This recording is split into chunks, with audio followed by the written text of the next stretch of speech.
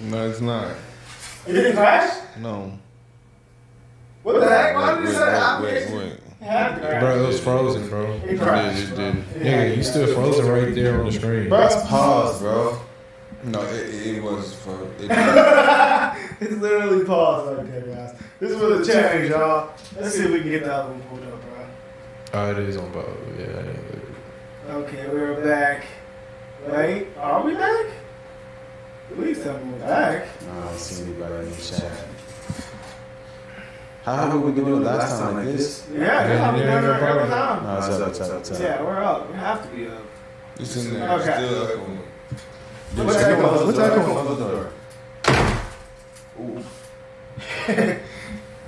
You guys, the streaming is again. Yeah, oh wait, still echoing. I don't know how to fix that. Got it. Still echoing? What's that echo? Should we try this too? Did they talk about the computer? Hold on, I gotta find it. What the heck? Oh man, it is Sounds terrible.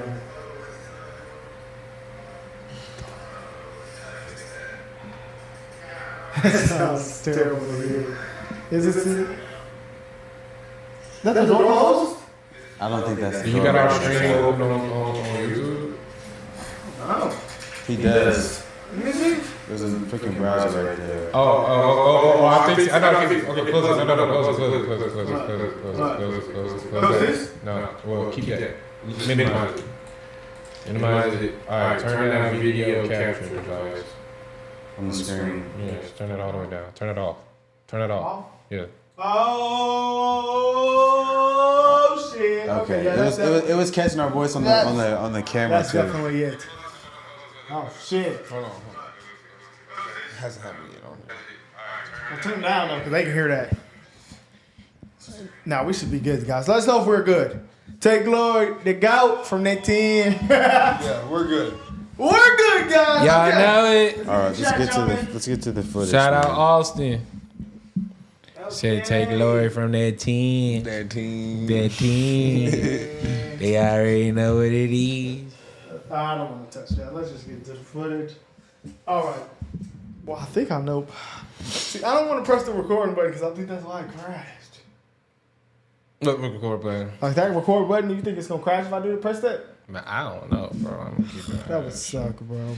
But I ain't gonna lie, the computer right now is pushing right now. Why would you have to press record on Because that? because the other people that didn't get to catch this live will be able to see it probably. Like if I post it again, you know, if we post it again, it'll be on the main page, you know. That's why I Probably just kinda go wanna press ahead. it. You probably gotta just download it from YouTube. Yeah, that's the best. But the bet. quality gonna Based probably on the be. quality, man. We gotta get it, man. All right. We're good. All right, I think we're good. Good for now. All Oh, right, yeah, that would suck, guys. If it crashes, guys. Let's get into it, man. Let's not waste no more time. Let's get into the meat and potatoes. I was literally gonna say that. I said meat and potatoes. Wow. No. There you go, my brethren. There you go, my brethren. Yes. Yeah, guys, they were cooking us. Get into it, though. There you go, my brethren. Yeah. BYOB, bring your Oh, shit. All right, moment of All right, truth. chat. Everything sounds good. Can y'all hear the video? Click on the video. Make sure that. So get the chat pulled up so we know what's Yeah. up. Dun, dun, dun, dun. No, the chat's already up, man. Dun, dun, dun, dun. Hey, brother. The time is now. Hold on. Okay, can't see we me. sound good. We sound We're good. sounding good. Chat's good. Are y'all good? Everybody in the chat, we good. Yeah, let's start it. Let us know, man. Put the W's in the chat if we good, chat. Let us know we good. Ready? Say go. Okay. That's hilarious. All right. Put the W's in the chat if we good, chat. All right. Believe we're good. All right.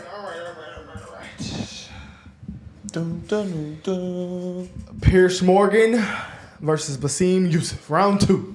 Let's get it. Ding, ding, ding. They're face to face now. That is crazy. This should be good. Piers. It's good to see you. It's good to see you too. Last Bassem time, Youssef. obviously, we did it remotely.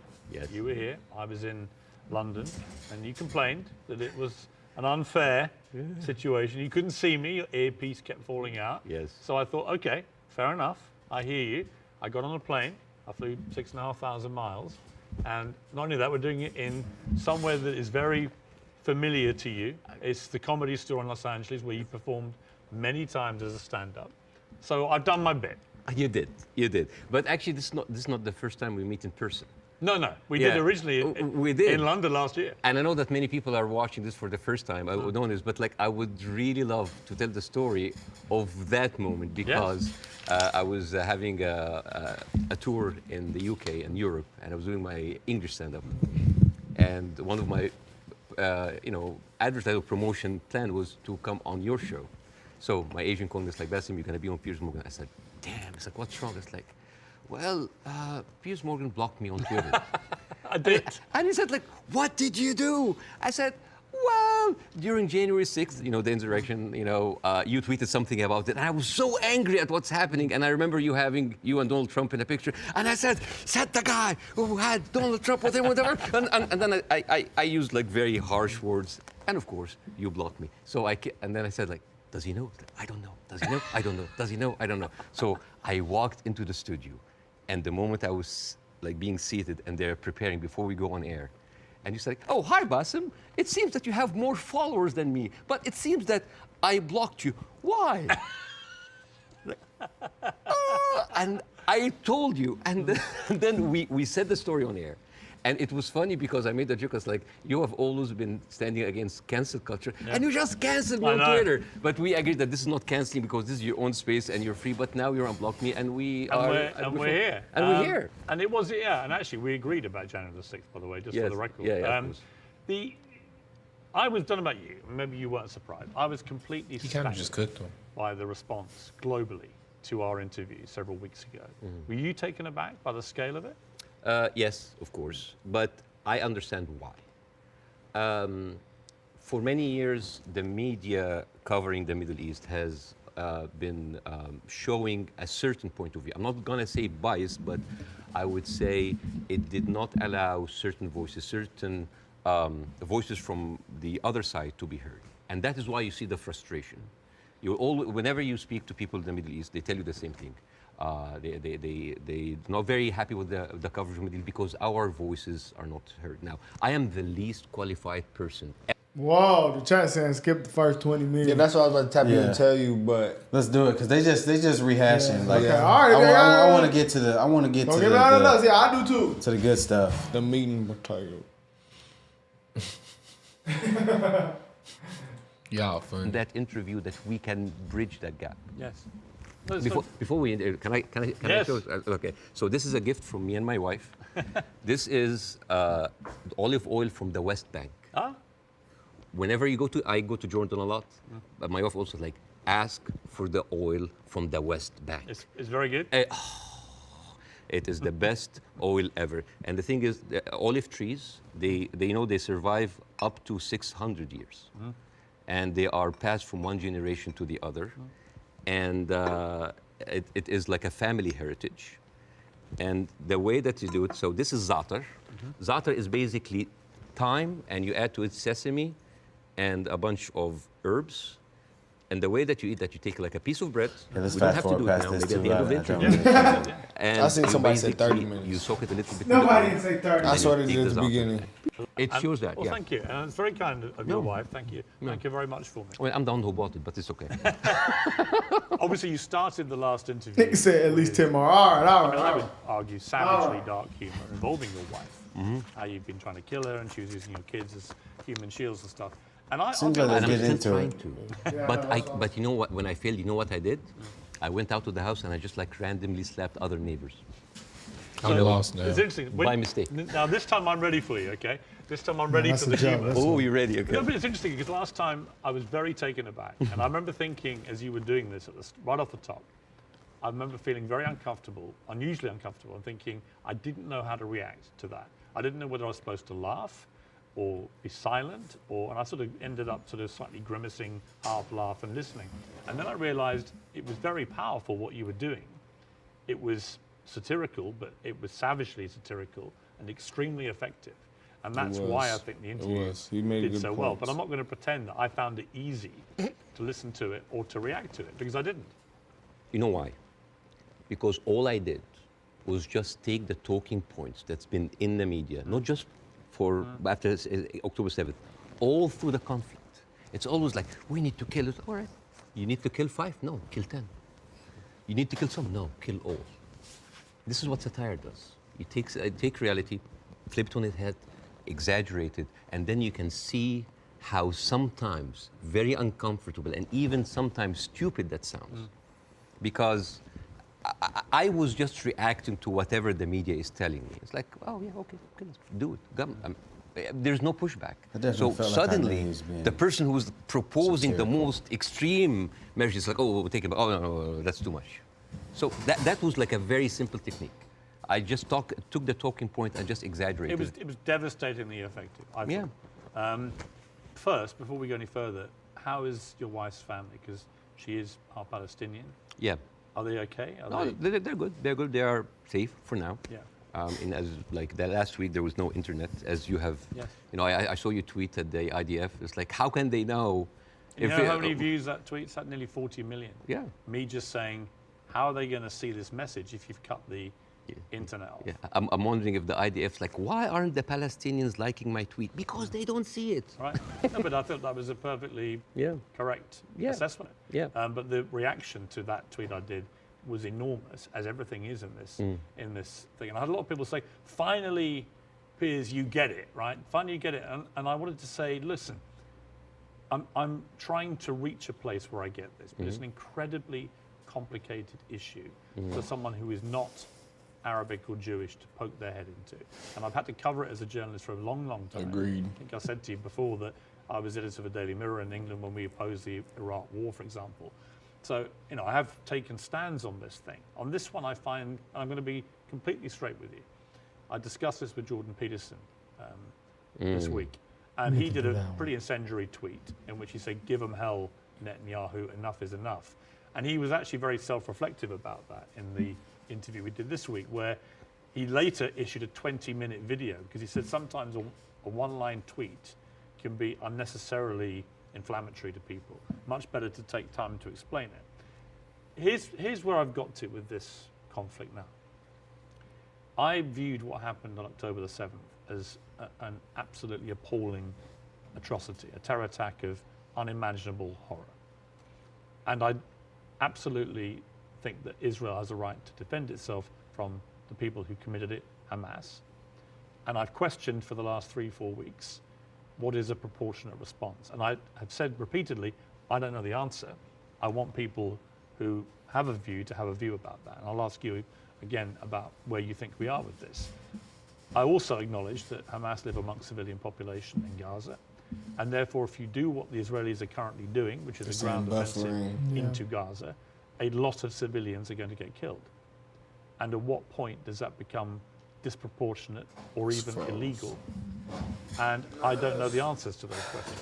It's good. And I have a moral quandary, because my instinct is to say that Israel has no choice but to respond to what happened in a very forceful manner. I understand why they want to eliminate Hamas altogether. I understand that if they feel they can, then perhaps we can move to a two-state solution or peace or whatever it may be, although I don't think Netanyahu will ever be the person to do that. But the moral question for me is, at what point does this become disproportionate? And when you see thousands of children being killed in Gaza, it fills me with utter horror. And then people say, well, do you condemn it? And I find it very easy to condemn Israel turning off the water, Israel turning off the power. I think it's ridiculous that Israel should have that power over millions of people who are not part of their country. I think it's terrible what's happening in the West Bank with the settlers. I think that the stuff there is completely easy to condemn. But can I, hand on heart, condemn Israel trying to destroy Hamas after what they did on October the 7th? That is where I'm struggling to find myself saying I condemn it, because I believe that they are right to try and destroy Hamas. Now, what do you feel about my moral quandary? Well, there's a lot of points, very lot, and I think this will kind of like lead the ground rules for that interview. There is a whole thing about like, is the right to defend itself, the condemnation. First of all, let's start with condemnation. Yes. You want my opinion? Yes. Condemning Hamas or condemning Israel? Yes. Completely useless. Completely useless. Why? I condemn Hamas, you condemn Israel, interview is over. What happened? Nothing. It is just checkpoint, like morality checkpoints. But I've interviewed a lot of That's pro-Palestinians, true. for example, some of whom will immediately say, I unreservedly condemn the terror attacks of October the 7th, and then go on to criticize Israel. And I think that's it's a position I can completely respect. Yeah. But I find it much harder to respect a pro-Palestinian guest on my show if they simply resolutely refuse to say that they can condemn the terror attacks. Yes. I find that less Yeah. worthy of respect. But you see, this is the problem with the news. We go into the circular motion of the same answer. One thing that I have noticed, not just on the coverage of these events, the events before and before and before, every time this starts, people say, we don't know what's happening. It's a very complicated situation. Right. What is happening now? And for me, as a viewer, if a conflict that's been there for 75 years and the media with all this technology has been covering it and we hear the same exact words, we don't know what's happening. It's complicated. It's a very complex, that is a failure of the media apparatus. That is the failure to themselves and for the audience, because why every time this happens, it seems like it is happening from point zero. And I think to help understand that, I will get to the October 7th. I will get to the condemnation. I will get to the self-defense.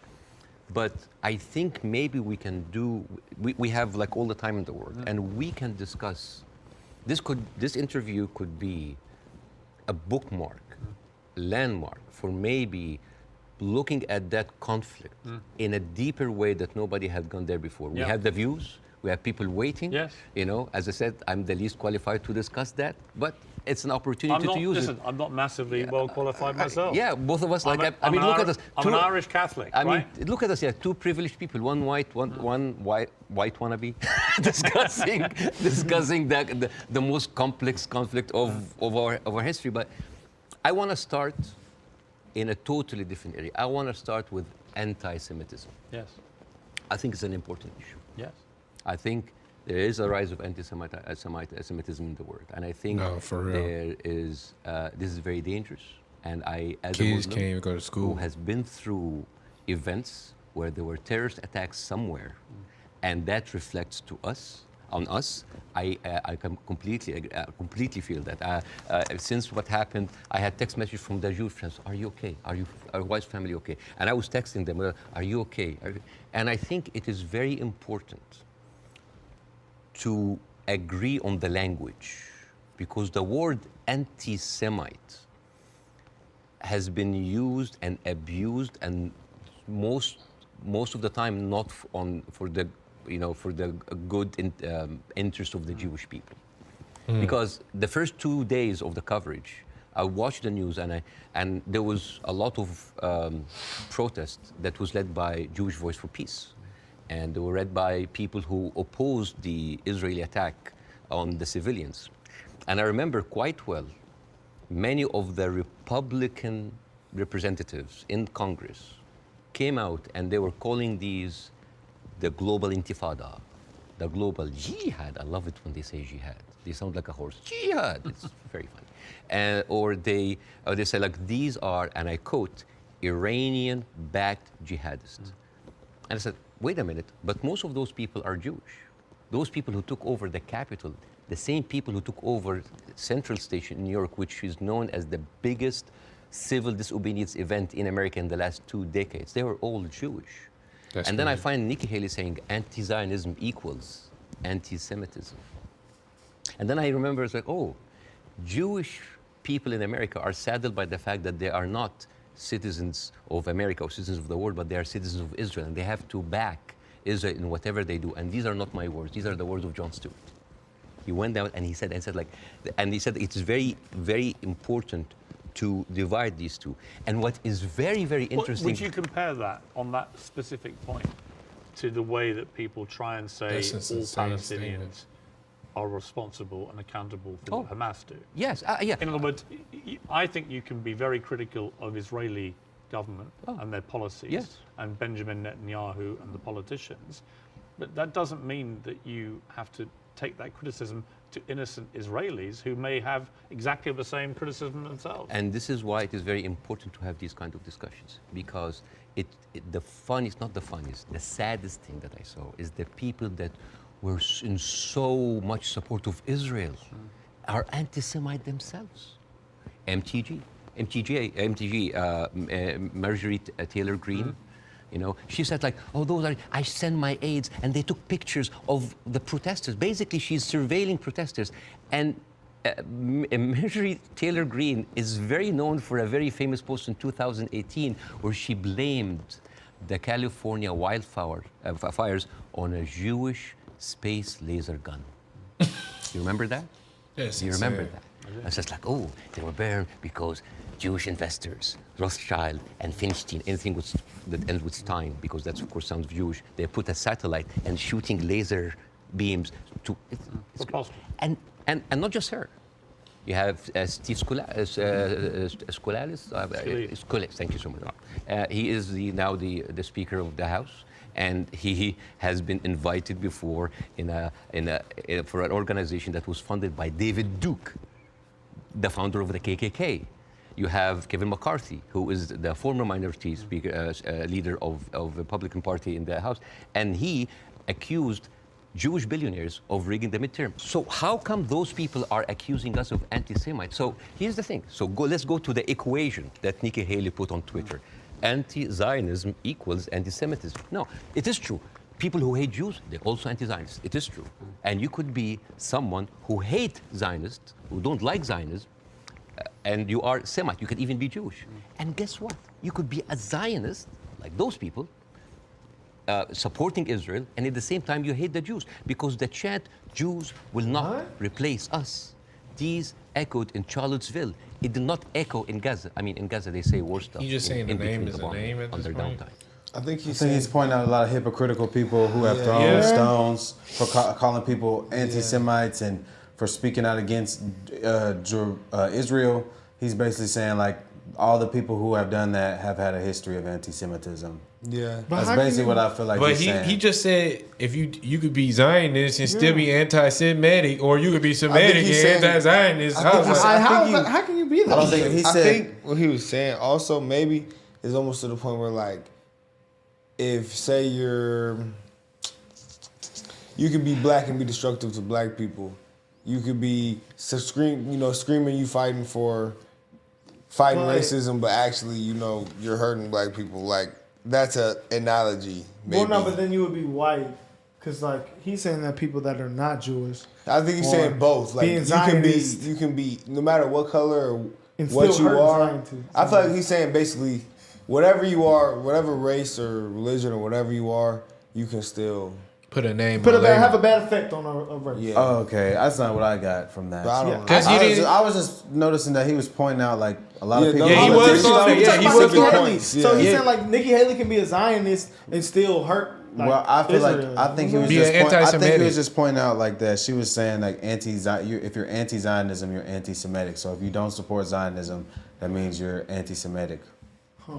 And he was that's crazy. I think he was just pointing out a lot of hypocrisy. Yes, and a lot of people calling things anti-Semitic. No, he definitely was doing that. That's what I got from that. See, that's why we was getting cooked last time, because like he said so much information when it's hard to like really dissect what he's saying. Like you have to watch him twice. You gotta like process. oh, okay, I really get what he's saying. You gotta process what he's saying. Man, this guy looks so young to have all this gray hair, but his skin is pretty crazy. He's not like. I've never seen like someone look like this, but I guess he's a Hollywood. I want to read the chat. I want to see what they're saying. You can't see it right here. Hell no. He don't got his binoculars. But I wouldn't be able to see that anyway. It's pointed that way, dumbass. Sorry, he got triggered. Supporting Israel, and at the same time you hate the Jews, because the chant Jews will not replace us. These echoed in Charlottesville. It did not echo in Gaza. I mean, in Gaza they say worse stuff in between the bombing on their downtime. And these are the same people who are seen with Nick Fuentes, with Donald Trump was Stephen Bannon. And you know what's most Donald Trump interesting? had him for dinner at Mar-a-Lago. And all of those people are buddies with Benjamin Netanyahu. So how does this work? How does this work?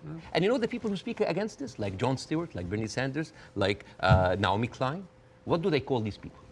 What do they call them? Self-hating Jews. And you know what else now they call them? They call them capos. Capos. You know what's capos? Capos, basically these were the Jewish inmate in Auschwitz that were forced by the Nazis to stand as guards on their own inmates. You see how degrading this is. And this is the way to shut down conversation. Anti-Semite, Islamophobe, you hate America, you hate the military, you hate Egypt, war on Christmas. This is how you shut an environment that does not allow disagreement is not an environment made for growth. It's an environment made for control. Let me ask you this. That's facts. Say, take protests in America, at university. I have no problem instinctively with students protesting. It's actually part of the DNA of being a student, right? But I do have a problem with two things. One, the protests that happened almost immediately after October the 7th, within hours, which were clearly, deeply, deliberately inflammatory and hurtful to Jewish people. Secondly, I have a real problem with the students who were beaming direct pro-Hamas slogans onto buildings on campuses in America. You know, I'm all for free speech, and I really am. The whole show is predicated on that. But not to the point where you see Jewish students barricaded into libraries. Because that was insane. You didn't see that? There is a distinction to me. I didn't see that either. People who are obviously I told you overt. kids I mean, to there go was to a school. professor at Cornell University who was literally seen in public shouting how exhilarated he felt by the attacks of October the 7th. He still hasn't been fired, that guy. I think that crosses a line. Do you? Yeah, I do not like this way. I mean, I can understand why, but I don't condone it. I would never, because you have to understand these people, again, I'm not supporting them. I just want to make sure about two things. The reason that I started with anti-Semitism, because I wanted to make sure to clear any confusion that when I speak about Israel, I'm speaking about Israel. Yes. When I speak about Jewish people, I'm speaking about Jewish people. Yes. When I speak with my Zionists, I'm speaking with my Zionists. It was very, because I think it was very powerful that you did that. Yeah, I have to be careful. That's the first thing you did, because I think it's really important. Yeah, but at the same time, when I tell you why does that happen, it doesn't mean that I condone it. There's a difference between explanation and justification. Those people who are exhilarated, the way that they see, this is the same reason why people were so happy about the interview. What do they see? They see Israel as a criminal state who is killing their people, and in the same time, they are supported by the international community and America. They have no guns, they have no superpower backing them. All they have is just a feeling of happiness, like, yes, our enemies that we cannot touch them has been hurt. All they can think about, that these are their enemies that have been hurt, right? I'm not condoning this, but again, like when people were celebrating terrorist attacks, you know, against Western targets. Of course, I don't condone that. But why? Because those people has been, from a very young age, what have they seen? They're not being heard by the media. The plight and the suffering of the brothers in Israel, in Palestine, in the Arab world are not being heard. People in Iraq, you know, like when America and Britain invaded Iraq, right?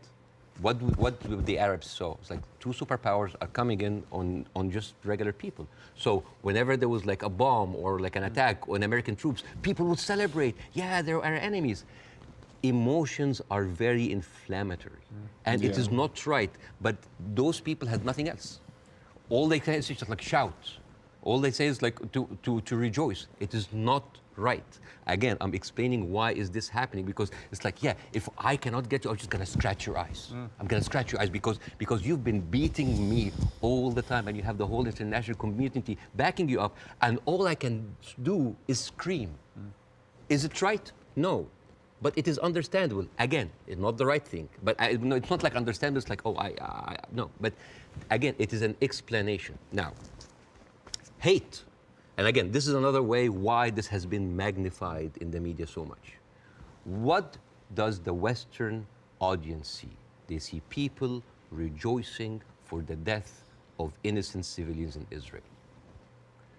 This is what have the Arabs seen for years on the Arab world. For example, if you look up Sidrot cinema, This is in 2014 when Israel was bombing Gaza as usual, and the Israelis in the Sderot, the kibbutz or the settlement, they went on a hill and they had popcorn and they had drinks and they were like watching the show and they were cheering with every rocket coming down. This is what we see.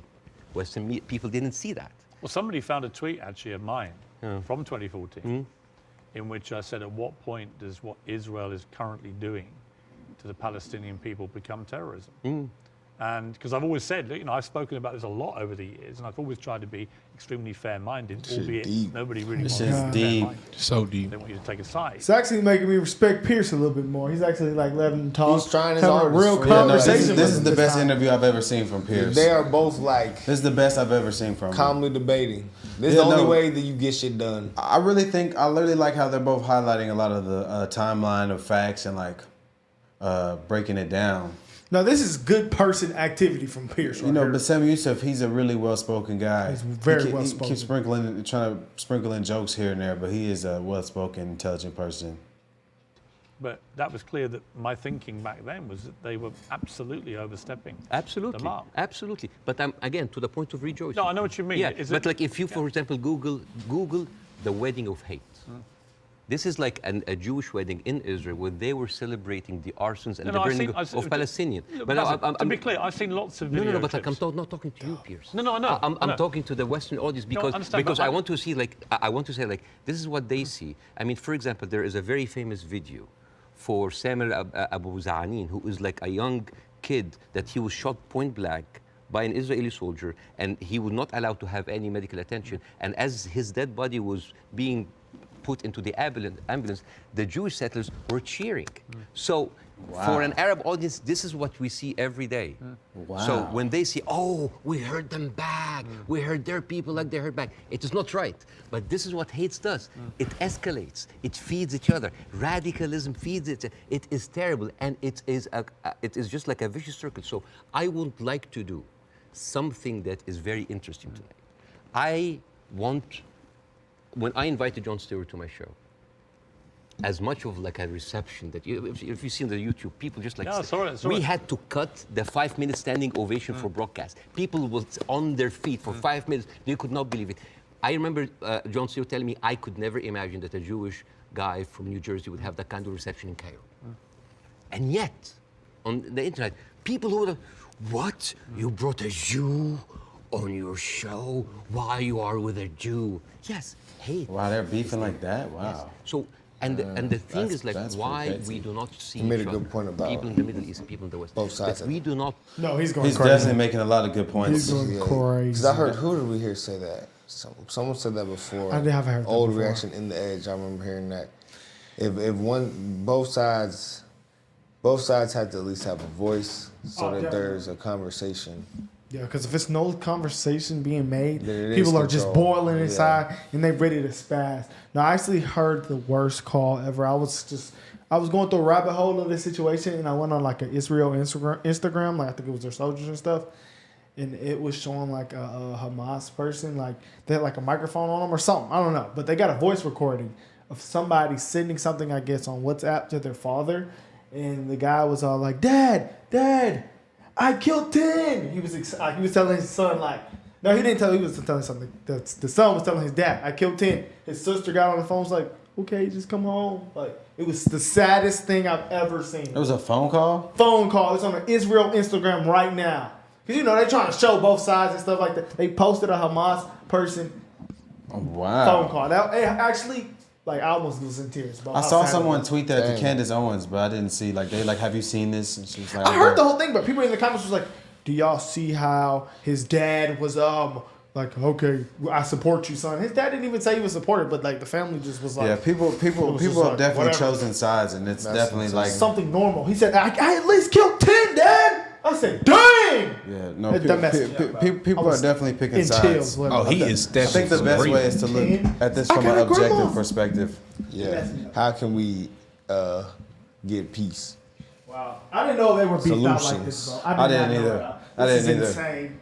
But they did say this started in 1948 once Israel became a country in Palestinian land, and they split it and took all the land. And I can see why. that's when the oppression and conflict officially started. A lot of people have been saying that that's why we're getting roasted in the comments. They're like, you guys keep saying this started October 7th. Well, I knew it didn't start October 7th. Yeah. I feel like we were just highlighting it was a big deal. Yeah. In the media. That's what exactly. This thing kind of rose. Like, we didn't really know. It came into light. This conflict became such a hot topic for us to start discussing. They weren't talking about it before. Yeah, no, facts. Facts. We didn't really know anything. So I feel like that's definitely where that came from. Some of the stuff he still says confuses me a little bit, if I'm being honest. Like, but, you know. They said fake. What's fake? What y'all say? It was a fake proving. Oh, that call was fake. See, fake. I've seen a lot of people saying the Israel accounts on social media have been putting a lot of propaganda to sway public opinion towards people being against Palestine. That way, people will side with Israel and justify the genocide and mass killings of the children that's going on in Palestine. In the comments on Instagram, oh yeah, like, this could be an AI call. Oh yeah, man. It sounded pretty hurtful to me. I've been seeing that a lot. I've seen that they said that both sides doing that shit. So it's like, damn, what do you believe? You can't even damn near believe nothing out here. That's why I was trying to find an objective approach, because I was trying to get like some more knowledge on the situation. It's so deep. Like I don't think that like the killing of children is ever justified, but I do understand like if people ran into your country and committed an atrocity like that, you have to do something. Yeah. But at what point do we say enough is enough? Yeah, I don't know. Like we got to draw the line. We got to figure this out. I mean, this happens in our country. But some people believe ops versus ops. Some people believe until everybody's gone. So I just don't think killing everybody. And most of them are children and innocent. I don't think that's a great idea. I understand. I just don't understand how that can be like justified. if you're fighting and you're taking lives, like what is a better way to stop taking lives? Okay, I understand the fight, but like, we gonna argue. We gonna argue. We is gonna argue. Let's keep going. Let's keep going. We're gonna argue. With a Jew, yes, hate is there. Yes. So and the thing is like why we do not see each other, people in the Middle East, people in the West, that we do not put ourselves in each other's shoes. And I want to do something very interesting today. I want to give. I like telling stories, and I'm going to tell you a very nice story. This is the story, surprise, surprise, of the suffering and the plight of the Jewish people. And I want to say that because it is very interesting when you see the trauma and the suffering that the people on the other side One more point. He's not really picking a side on this one either. No, he's definitely. I feel like he's definitely pulling the mask back on both sides, giving you a better justification. That's why I've been enjoying both of what they're saying. Two good men.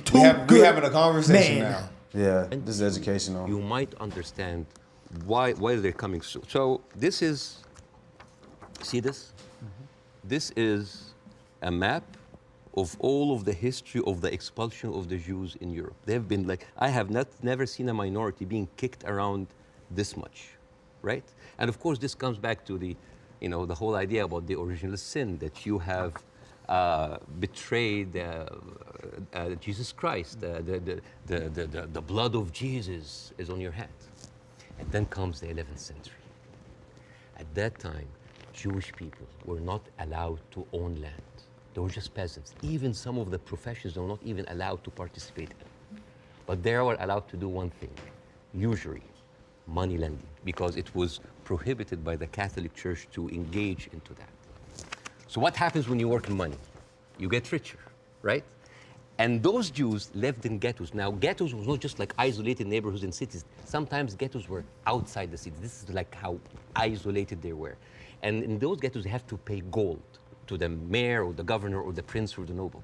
So they would see, you're getting richer. I need more taxes. So they pay tax. What happens when you have a business and they increase your rent? You increase your service, increase the taxes.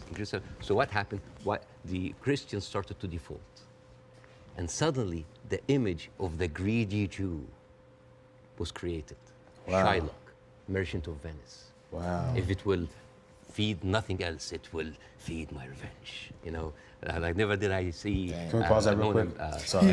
Why did he say they were raising the rent on the people? I mean, because he said that they were getting taxed by the government. Since he said they voted money, the government was taxing. Yeah. Okay. So the government's like, "Are you doing better? We go tax you more. Are you going to tax you more? We No, going to tax you more." that makes sense. He bringing that back to Bible days, though? No, that's Ben Shapiro said it been goes like back the that 11th deep. century. Ben Shapiro says it goes back that deep. That's where I initially got my info.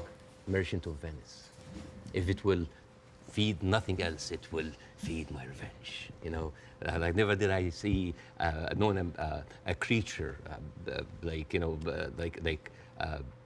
I can't remember that. I never saw like a creature that looked like a man, so keen and greedy. Confound of a man. English. I messed it up. Anyways, but this was the image. Greedy Jew, the greedy Jew. This was created because of their conditions, and it became worse in 1095, when Pope Urban II called for the first crusade to go and save the birth of Jesus from the unbelievers Muslim. And this crusade did not kill a single Muslim. You know how many people they killed? 2,000 Jews. Because it's like, wait, the non-believers are all over there. Why not? So they went to it's called the Crusades of the Rhineland. So they went to the Jewish community because, hey, we own the money, so let's kill them better than paying them. And then came the plague. And then all of the things like, oh, they're killing babies, who would do that to a baby, And they accused them of poisoning the well. This was the kind of oppression that the Jewish people went through. Fast forward 19th century, there was like the Eastern Jew in Ukraine and Russia, and there was the Western Jews in Europe. Those people in the Eastern Jews had to immigrate because of pogroms, and they were like, kicked out. And at a certain point, the people in the West, especially in England, it's like, there are too many Jews. We need a solution. A solution for what? For the Jewish problem. So it's like we need to get rid of them. And you know what? Palestine was not even in the A list. Palestine was in the B list, because England proposed 6,000 square miles in Uganda for the Jews, 1903. And the reason why Palestine was not on the list, that it was objected by a lot of rabbis that said, like, it's a promised land, but only when the Messiah comes. But there were other options: Argentina, South Africa, Uganda, Madagascar. And eventually they said, all right, let's do Palestine. So they went to Palestine in 1914. There was 700,000 people living in Palestine, 3% were Jewish. 1917, Balfour Declaration. Arthur Balfour, he called the Jewish people in England that they are alien and hostile race. And the thing is, the only Jewish member of the parliament, of the English parliament, Lord Montague, he objects, said, like, these are British citizens, we should not kick them out. So they pushed them, but it was not going fast enough. Came the Nazis. And then it was not about the solution anymore. It was the end losing, the final solution by Hitler, because he needed an answer for the Jewish question, the Judefrage. And then, as you see, the Holocaust happened, the most orchestrated, industrialized, horrible genocide in our modern time. 6 million Jews died. Wow. So it accelerated, and they went. First of all, they left Eastern Europe, and they went to West Europe, and they went to America, and they were turned down, and they were pushed towards Palestine. So by 1948, right before the declaration of the State of Israel, there were 2 million people living there. Only 30% of them was Jews. So the whole idea of like a land without a people to a people without a land, it was a marketing thing. They were already Palestinians. So suddenly, from our perspective, the Jewish problem is not a Jewish problem, is not a Middle Eastern problem, is not an Arab problem, it is a European problem. It was pushed on us together with the guilt, because now we are the anti-Semite. Now we are the Jewish hater. And not just that, they took land. So people look at this like, why are we even, we had a lot of refugees coming in. That's what Ben Shapiro said. During that, there was a lot of, as you know, Zionist militia, the Aragon, the Haganah, all of these people were killing Palestinians. The famous massacre of Deir Yassin. You're talking about the atrocities of October 7th, it's horrible. But in the Arab mind, there is Deir Yassin, where there is an incredible movie called Tantoura, Tantoura, where the Israeli members of those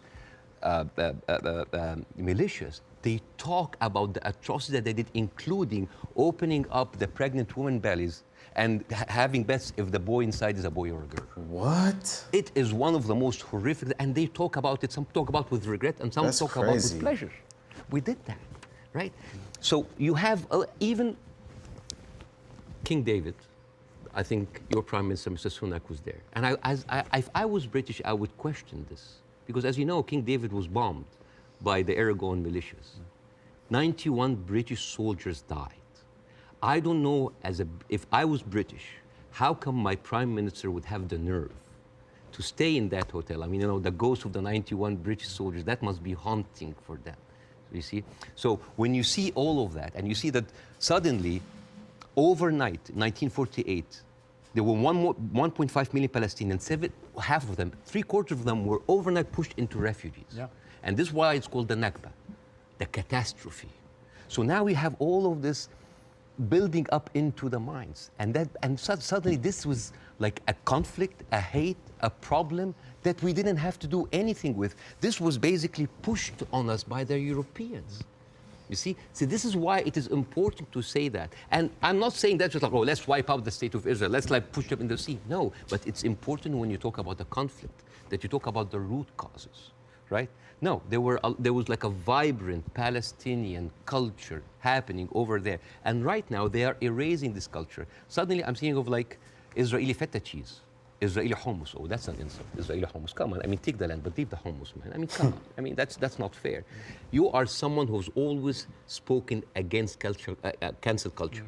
Right now, a whole culture is cancelled. Let me ask you this. Jonathan Friedland is a top Jewish journalist for The Guardian. I like the way he broke that down. He wrote a very interesting column last week in which he said, at the root of all this, you could argue you have two sets of people with just cause. And they believe passionately in their just cause. And he was sort of advising people not to take sides unless you really understand the history. Would you agree with that? Would you agree that both sides have legitimate just cause? Not with the methodology that's taken place, and you've given an extremely detailed analysis of the build-up to what happened in 48. To me, it's pretty clear, 700, 800,000 Palestinians were displaced from their homes, and it should never have happened. And that has been absolutely, I think, the root cause for so much resentment. But can you, at the heart of this debate, agree with Jonathan that you could argue there's just cause on both sides? There is a cause on both sides, but I'm walking on a tightrope here because I'm not a Palestinian. Yeah. But from the Palestinian point of view, there's a lot of people. I mean, there are 2.2 million people living in Gaza. There are 3.5 million people living in the West Bank. There is 350,000 people living in East Jerusalem, and there is like 6 or 7 million people living outside. Those people, the Palestinians that were pushed out, they do not have the right to go back. Right now, if you meet Palestinians, you'll see them wearing a necklace with a key. That key is their house that they were kicked out from in Yafa and Haifa. You know, like my wife's family comes from Ramla, which is 50 miles from Gaza.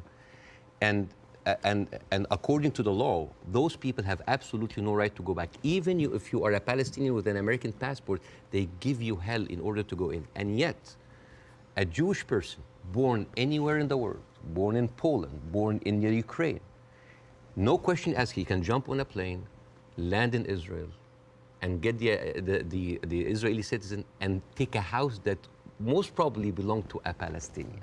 So it is not just like it is an ongoing injustice that has been happening. Now, I mean, where would you criticize, if you're being fair-minded, where would you criticize from 48 onwards the behavior of the Arab side? Well, put yourself in the Arab side. At 1948, you constituted 70% of the population. Suddenly, the UN is giving you 48% of the land, right? Not just that. I mean, the Arab regimes, because they did terribly. And see, this is the thing. Like, Arab nationalism at the height of these people feed on each other. You know, because it's very, very important to have a problem. Oh, it's Israel, and for Israel, oh, it's the Palestinian. It's a very good distraction. I mean, sometimes I feel that like the Palestinian cause is very useful for both sides to stay there as attention because it's always a way to reflect. But, and this is a very important question because in the mind of the Western audience, they always thought of the Palestinian resistance or the Palestinian side as like Islamic, as militant. No, as a matter of fact, some of the early suicide bombers were female Christian Palestinians because they, like the RIA, you know, they were fighting for a land. The whole idea of Islamization of the whole cause came very later. As a matter of fact, you will find this very interesting because when I saw this, I did not believe it. This, you know, the Fatah movement, which is the PLO, the Fatah. This was their slogan. Can you see? You see there's a crescent, a cross, and a menorah. And they say unitary, democratic, non-sectarian. So basically in the 1960s, Fatah were basically they look like all three religions together. That's literally what it is. And yet that didn't work, right? And the thing is, I always hear that like Arabs were giving so many chances for peace. That is not true. As a matter of fact, all along history, Israel didn't give an inch of land by peace. 73 war, they gave back Sinai because Egypt initiated the war. 2006, they went out of south of Lebanon because of the resistance they have. Even the disengagement of Gaza, they didn't do it out of the goodness of their heart because they had too much casualties. And even the Oslo Accords, the peace treaty, the one that Isaac Rabin and got the Nobel Prize for, they did it because of the Intifada. So what is the message that Israel is giving to the Arabs? I will never give you anything with peaceful resolution. You will always have to fight for it. Do you not think that, for example, I mean, Bill Clinton feels this very strongly, that there was a great deal to be done, and Arafat, just in the end, having indicated the whole time that if we got to this place, there would be a deal, just walked away. That was the closest that everybody came, and that actually, I mean, could Clinton have done any more than he tried to do then? I am not, again, that's why it's very important to have people who are much more qualified than me to talk about this. But two things I can say about that. Clinton tried to give them 80% of it back, right? Yeah, and he's like, nah.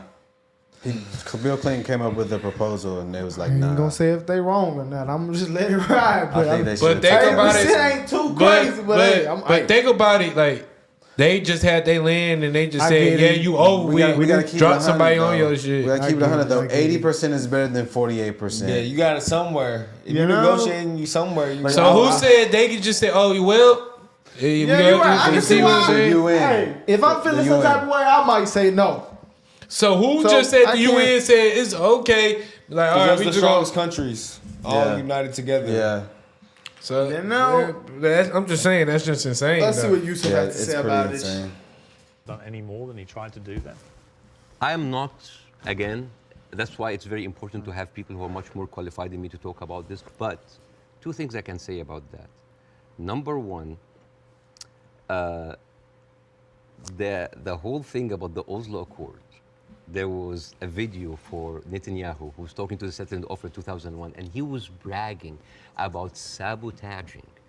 He was talking to us like, I sabotage. It's like there was going to be no peace. Yeah, you've seen that, right? Yeah. And in that video, if you remember, when he was saying like you have to hit them hard, 2001, no Hamas at the time. They were talking about the Palestinian Authority. We have to hit them, we have to kill them, we have to make them feel the pain. And then one of them says like Bibi, but wouldn't America kind of just like, so what? The American public is easily manipulated. It is absurd. And as They're saying the lag is bad. We're gonna get this under control for the next live. This will never happen again. We need the big computer. We will read donations. I was thinking that should we start reading donations, but I don't want to pause in the middle of it and read the donations. I'll be feeling bad. I was actually going to pause and read that guy's donations. But I mean, hey guys, you know we can do that. Yeah, I've been so locked on the screen. I Yeah, can't, I know it's hard for me see because it. like he's just going so ham, man. His storytelling was awesome for a second. So are we still lagging, guys? Let's see. It's crazy because it's the first time it was ever doing it. Yeah, I know. I've never seen like a lag happen. Yeah, it looks a little. It looks like we're getting better, guys. It looks extremely laggy right now, though. Everybody get off the Wi-Fi.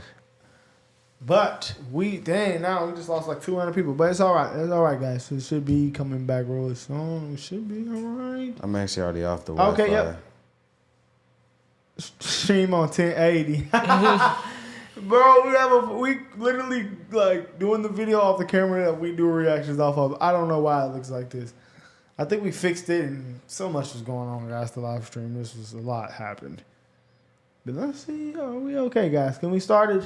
No lagging. All right, let's get back to it.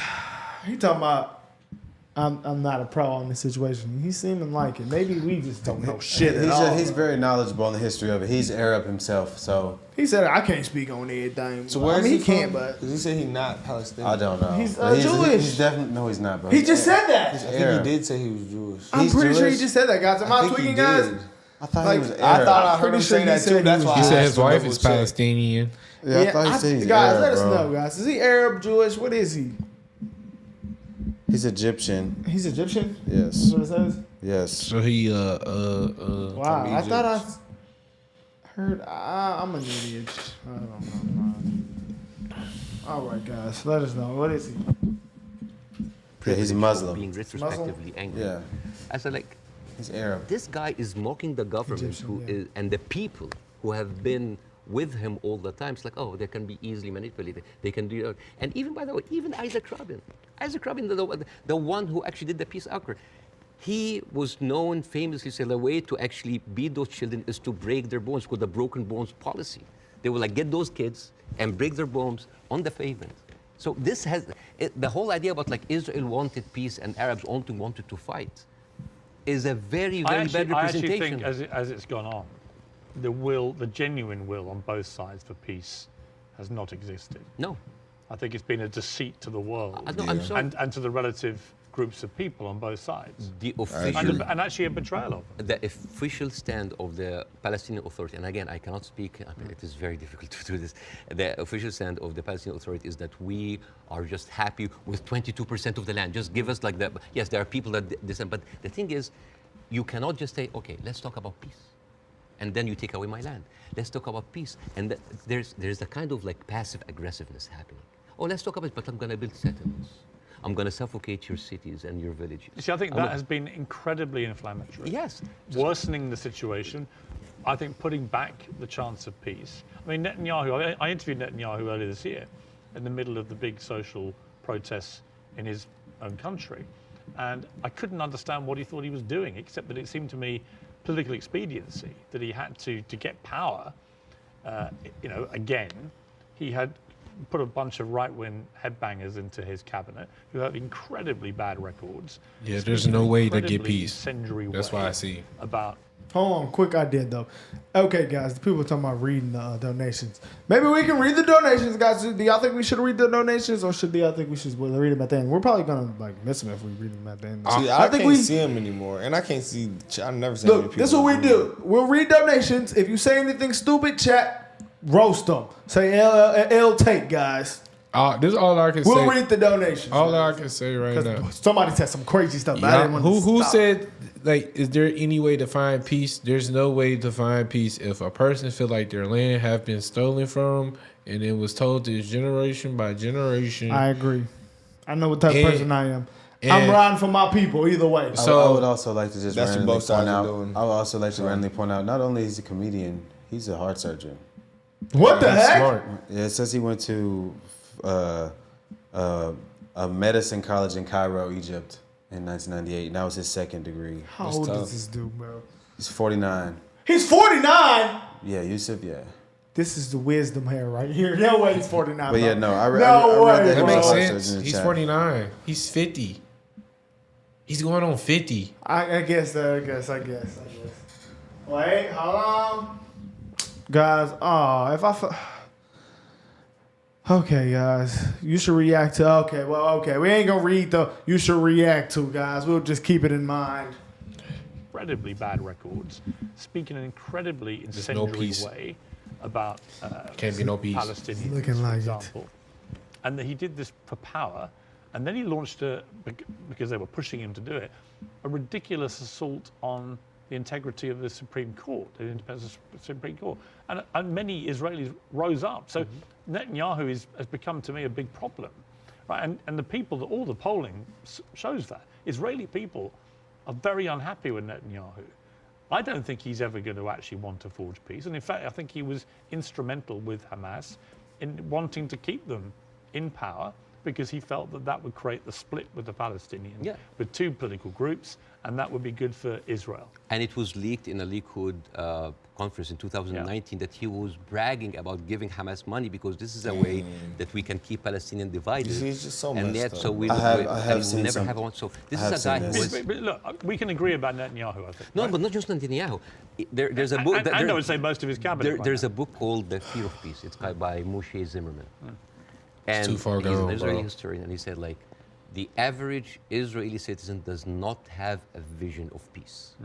Because for 70 years, this is a country that has been, the war has been going on for, they have been expanding because of war, the military is taking over. So the whole idea of peace is not even there. It's not just Netanyahu. Like you have, I remember you have interviewed Naftali Bennett. Yes. And I think you tweeted that that was like a very kind of reasonable take.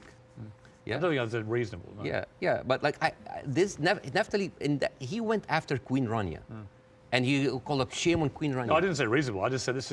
I did a fire emoji. Yeah. Yeah. I just said what he was saying.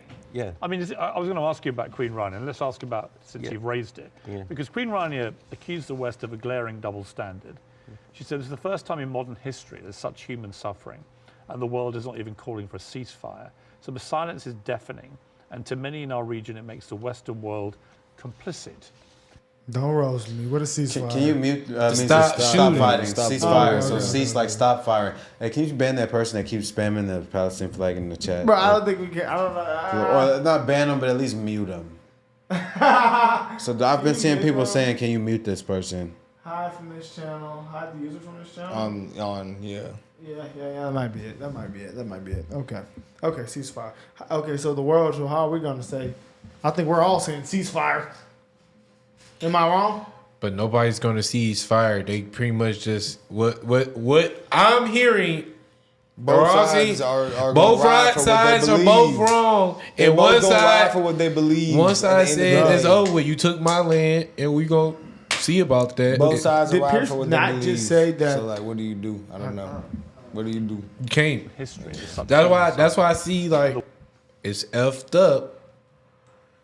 But that's why I see why one side trying to commit genocide on another. Like that's some settling So you can stuff. say everybody on one side, or I ain't gonna say everybody on either side trying to do that. I don't see why either side are trying to do it, but I mean, I do see why. I mean, Bro, I ain't gonna he lie. got I a seen the point where video. Hamas doing why they doing what they doing, but as far as Israel doing what they is supposed to be flattening Gaza, doing, kind of, bro. I seen the video that kind of messed me up, bro. Yeah, you know what I'm saying. So I don't see why.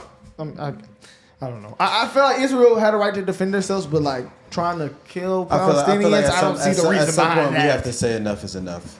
Yeah, it's so deep, bro. This is some people just lost their land. I don't But it know what didn't to just do. lose it. It's I been don't happening know for what to 75 years. Yeah, so it's like, that's I'm why not I saying see just why like- Gaza but I'm kind of saying- how it is, but as far as Israel, I don't see why they doing what they doing. I'm gonna keep They it said on. every country has asked for a ceasefire except the U.S. Is that a fact? I think so. I seen something like that. She said it's the first gotta time get in Joe modern Biden out of history there. there's such human suffering, and the world is not even calling for a ceasefire.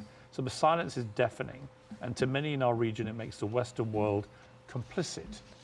Now, other people said, well, okay, if you feel that strongly, why aren't you taking in any Palestinians? Why is Egypt not taking Palestinians? Why does the Arab world want to constantly attack Israel without actually offering any That's a place great to go question. for the Palestinians? And what do you say to that? That is exactly what Israel wants.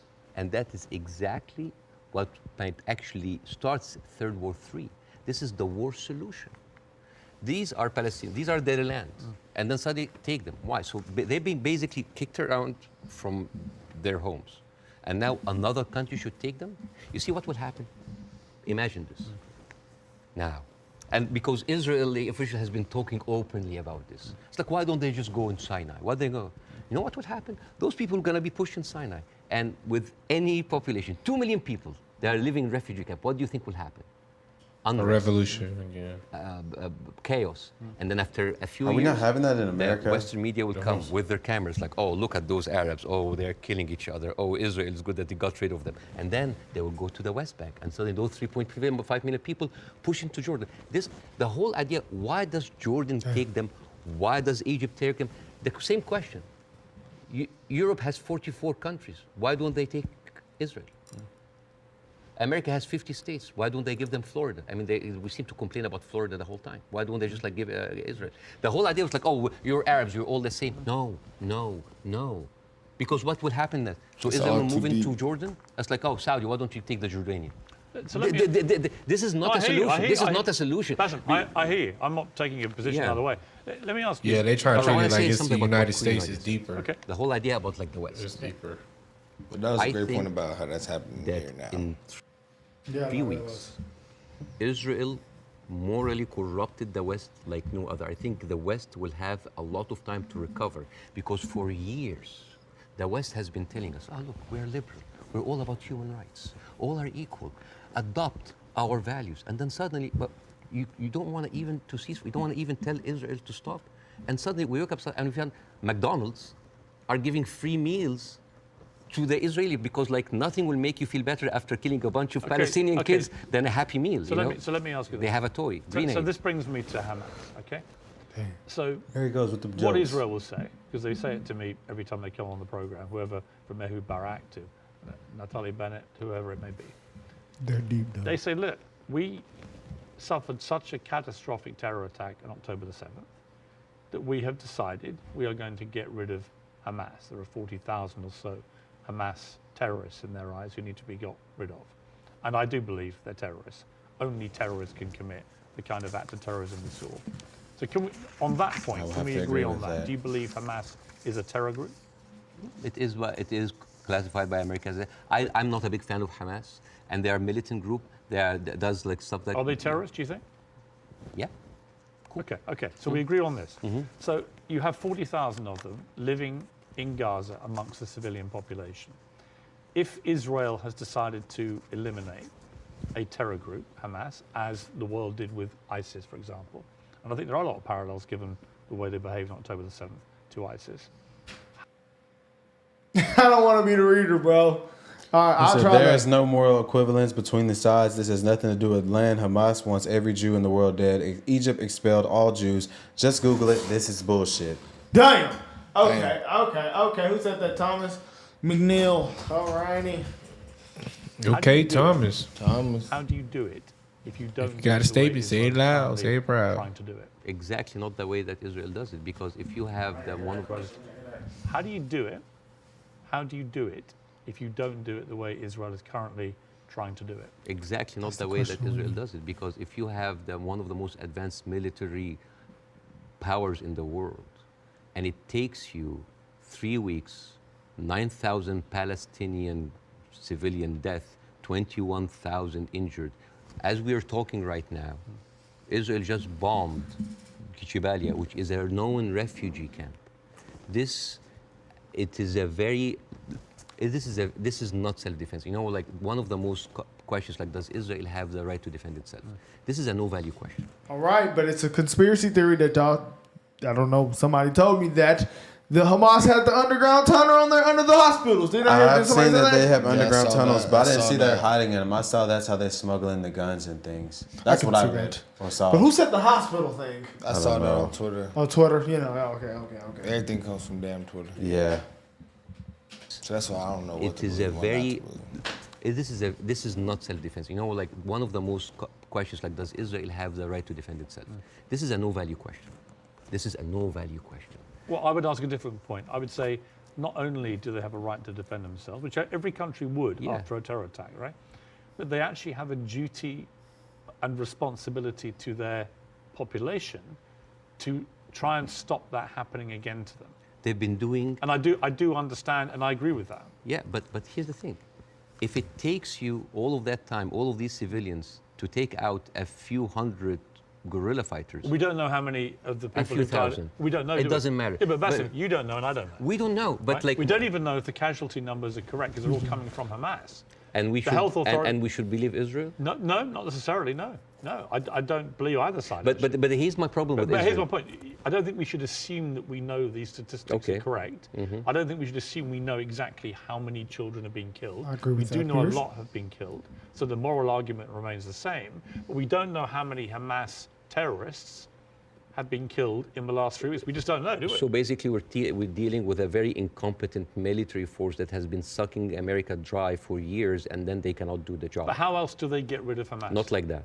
How do they do it? I don't know, but not like that, because they've been trying. But you've the got to same- have another- They have. First of all, I'm not a military expert. Second of No, I all, understand. they've been trying the same thing for years. They go in. This is not an eye for an eye anymore. This is an eye, a limb, a life, a house, a But they neighborhood, don't- a they whole don't see- population for an eye. But That they is- don't see. I mean, your friend Ben Shapiro that you particularly despise. Oh, I love Ben Shapiro. He's very smart. Oh, yeah, but you've been very critical. I mean, that's fair enough. I'm sure he would be of you. But when I asked him about proportion, he said I don't care about a proportionate response. So let's kill Right. civilians as Hamas until did we're done. this, so we are going to get rid Yeah, of Hamas. but he- it's not in his eyes. It wasn't eye for an eye, tooth for a tooth. It was this group of terrorists did this, and we are now going to rid the world of these terrorists. And this is very important to look at things in context. When you see how Israelis talk inside their community. There was a very famous post by Uriel Eritol. Hold on, this keeps running in my brain. Did he say that Israel might be funding Hamas?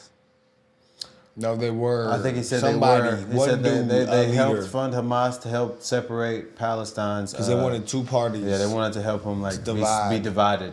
Just like how So the they left can- does the black people. Okay. So it can Say all it, could be brother. applied on to wipe out the Palestinians. Some way, yes. Pots, yeah. Yeah. I mean, if you funding, you know, let's. But you that know, was, y'all come that, over they here. was mess- talking about one person. Yeah. Important to look at things in context. When you see how Israelis talk inside their community.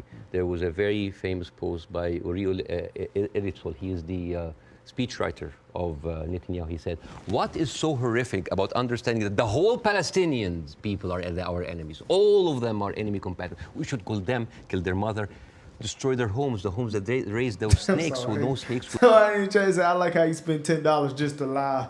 would be raised in this house anymore." And this was reposted by Ali Chaket, which is the Minister of, wait for it, Justice. It's not about Hamas anymore. It is not about Hamas. They can tell you it's about Hamas, but it's not about. It is basically. They have said it many times, Piers. This is a way to kind of push them into Sinai. This is not about eradicating Hamas. This ship has sailed. I am sorry, but anybody who still believes that this is about Hamas is stupid, because You they see, I don't agree with that.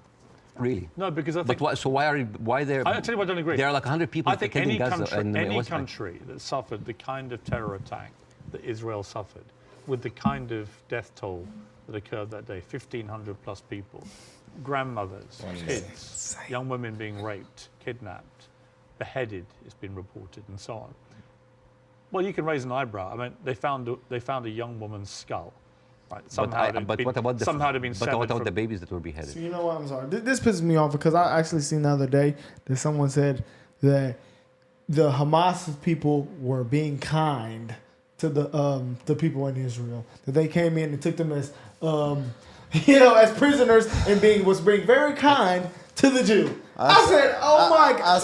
There's too much stuff going on. We not there, bro. I've seen But, too like, much why propaganda. Why not keep it real and like what really happened? Let's not make Well, up no because just a both whole bunch sides of have an bullshit. agenda, so both sides are going to put out. People think about it. As technology advances, this is like wars. People are going to utilize technology to help them win. Media. Definitely. Yeah. So these are tactics. Both sides are probably putting out fake stuff to help their agenda. Yeah, Therefore, we To get don't more know people to what's agree with real. them Exactly. so they can win the war. So we can People say agreeing with you helps you win the war. They put out this is fake, and they put out this. Yeah. So if both things put out fake, what yeah. is we don't know Yeah, I shit definitely for can see real. that, man. Because everyone has an agenda. The internet is playing a part on wars now. It's crazy. Like it's almost like no one is unbiased. But I don't know, man. Maybe I go crucify me for saying that shit. It's been reported Whatever. and so on. Well, you can raise an eyebrow. I mean, they found a young woman's skull. Right. Somehow it had But been- what about the somehow it had been So But severed what that's about from- the real. babies that were beheaded? Somebody said that's real. Well, there was a report, and you and I had this Hamas was discussion nice on to there. him. You falsely quoted me, and I wanted to clarify that with Yeah. you in person. No, there are a lot of you people are thought I saying that. said that 40. See They're now, saying now they chat. they said they interviewed the hostages, and then they were taken care of. See, like that shit seems so cap to Like, me. I don't know, That's man. all No, this is the freed hostages proved it. I don't know, man. See, now it seems like the chat being biased. You know, it's Ain't kind the of chat- I don't know, what's bro. the truth? No, I agree. That's I insane, agree. man. Like I'm not we gonna know. let this sway me. I need to see the proof. Yeah, I gotta see that. Yeah. Hold on, bro. Just keep going, bro. Don't exit off this, bro. Okay. I Yeah, didn't need no, to. No. I thought you was about to go. I didn't try to do I that. said that. What did you say? I said it's been reported that 40 babies were killed, some of whom had been beheaded. That's what I said. Yeah. there's a- Totally different. Yeah. It's a very different. Well, it is different. Yes. You accept it?